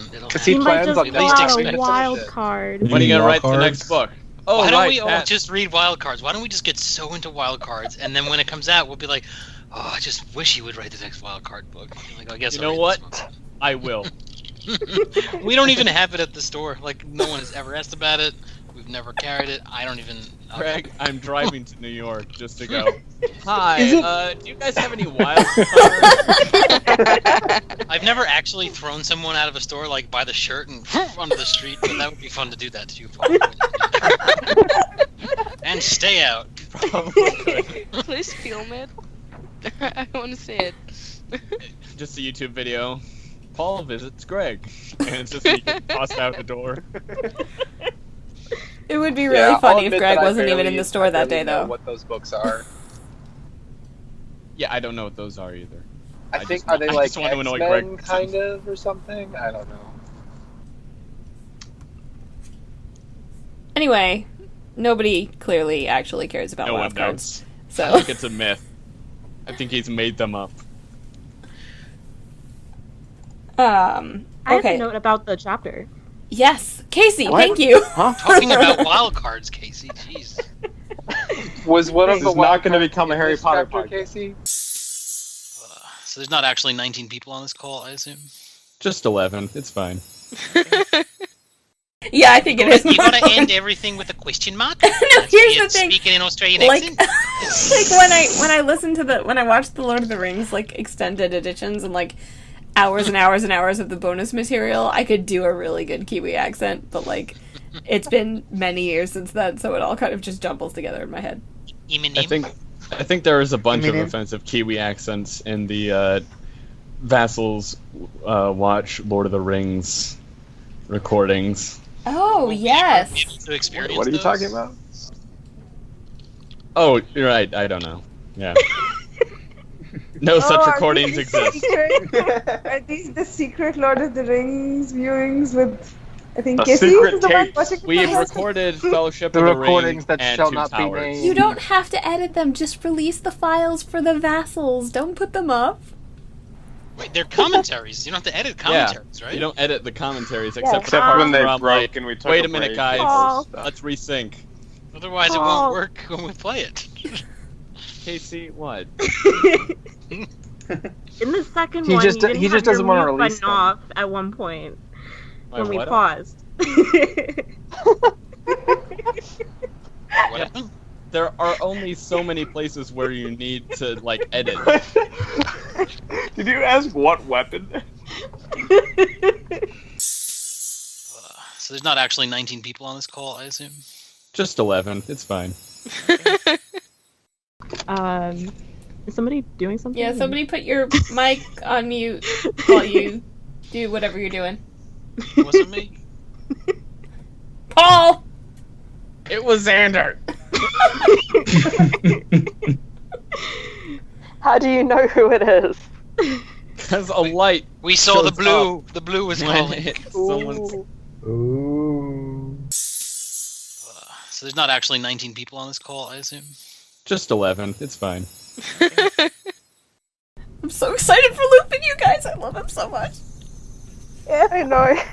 Me too. Yay! Only the author dude as well. Man, can we put up the call for the next book like really soon? Because No. damn it. I've already read the third one. Call up to Michal. It really depends on how long it takes me to edit this now 3-hour and 18-minute podcast. Yeah. Just post it all. Yeah. I really but yes, want I to will read obviously book 3 now. endeavor to do it quickly, but we'll have to see what happens. I've resolved to not joke about people who take too long to edit podcasts, because those people shouldn't throw glass houses or whatever the fuck it is. Those are some strong people. So there's not actually 19 people on this call, I assume? Just 11. It's fine. No, we're not. I mean, 4 we would at least do 2 at a time, like, and kind of. I would hope that people would do kind of, highlight recaps. Haikus. True, we can Listen, do haiku Winds of Winter is not coming out anytime soon. That's a very good point. Yeah, I think it's We have a decade at least. It will work. It would work well just to break it. I talked break to it George into the other more day, and he episodes. said he's waiting for us to finish the linear reread before he publishes. Obviously. Yeah, I think that's leading on you, Adam. Yeah. I don't know what you're talking about. The next episode hasn't recorded yet. So there's not actually 19 people on this call, I assume? Just 11. It's fine. If Winds of Winter comes out in the next 2 years, I'll buy wild cards. So there's not actually 19 people on this call, I assume? Just 11. It's fine. Re-releasing wild cards in a $14 hardcover gift edition.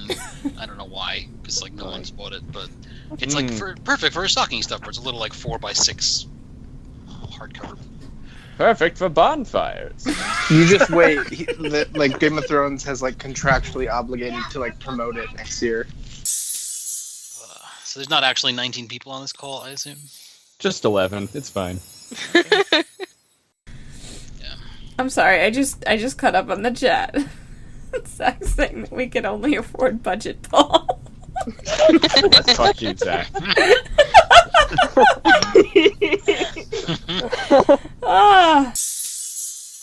So there's not actually 19 people on this call, I assume? Just 11. It's fine. I have a question. Is everything else gonna just stop during the show season? Yeah, okay. Well, I don't know. If I still need people to fill in for, do their lines for Dunk and Egg. Are we doing that next Sunday? Do we have a time? Yes. Next Sunday. I think I put a time. It's probably in the chat. When I was just getting real frustrated by saying, okay, we'll do it this time. Oh, I can't make it. Fine! We'll do it now. We'll do it live. Yeah, it's the 25th. He's a podcaster now. Can I lurk on that one too? Sure, if you mute. I was muted. Make an omelet in the background while Casey's making a point. I thought he was making coffee. That's what I had in my mind, but it's a little late. I thought he was cooking with frying pans. That definitely wasn't me because I was getting into my car. That might have been it. Sounded he was getting into his car. I saw the blue Xander. You can't deny it. So there's not actually 19 people on this call, I assume? Just 11. It's fine. Is it too late for me to tell Maria to get some sleep? Yeah, Marie. Me? It's 5 a.m. Yeah, I should get to sleep. I started at 4 a.m. Nobody's concerned about me. Oh my God, Nadia! Yeah. Nadia, don't Nadia be like that. Really late too. Nadia, I'm so sorry. I literally just assumed it was the middle of the day in Pakistan or something, and just As you do. Yeah. We just assume you sleep during the day. Yeah. Nadia, you Skype called me at 2 o'clock in the morning a couple weeks ago. I didn't know if you knew that. What? She had something really important to tell you. Why is my phone going off? It was Nadia's calling. Probably wasn't me. Oh, yeah, that's dangerous. Did you pick up though? Because shame on you if you didn't pick I up when hope Nadia not. needed you most. I have a vague memory of just looking at the phone and then pulling back. So there's not actually 19 people on this call, I assume? Just 11. It's fine. Yes, you have a girl boner for Lupin. I like Lupin. Yeah. And The first part is discussing I'm more what's of a- become We of all have Gilderoy. boners More for of a Lupin. serious guy. Some of us have girl pointers, some of us have boy pointers. It's all I have But a everyone definition loves of boy boners, but we can save that conversation. Boy boners. And we'll talk about what kind of boners Sirius has. And in a general. serious one. Hog boner, I think, right? So there's not actually 19 people on this call, I assume? Just 11. It's fine.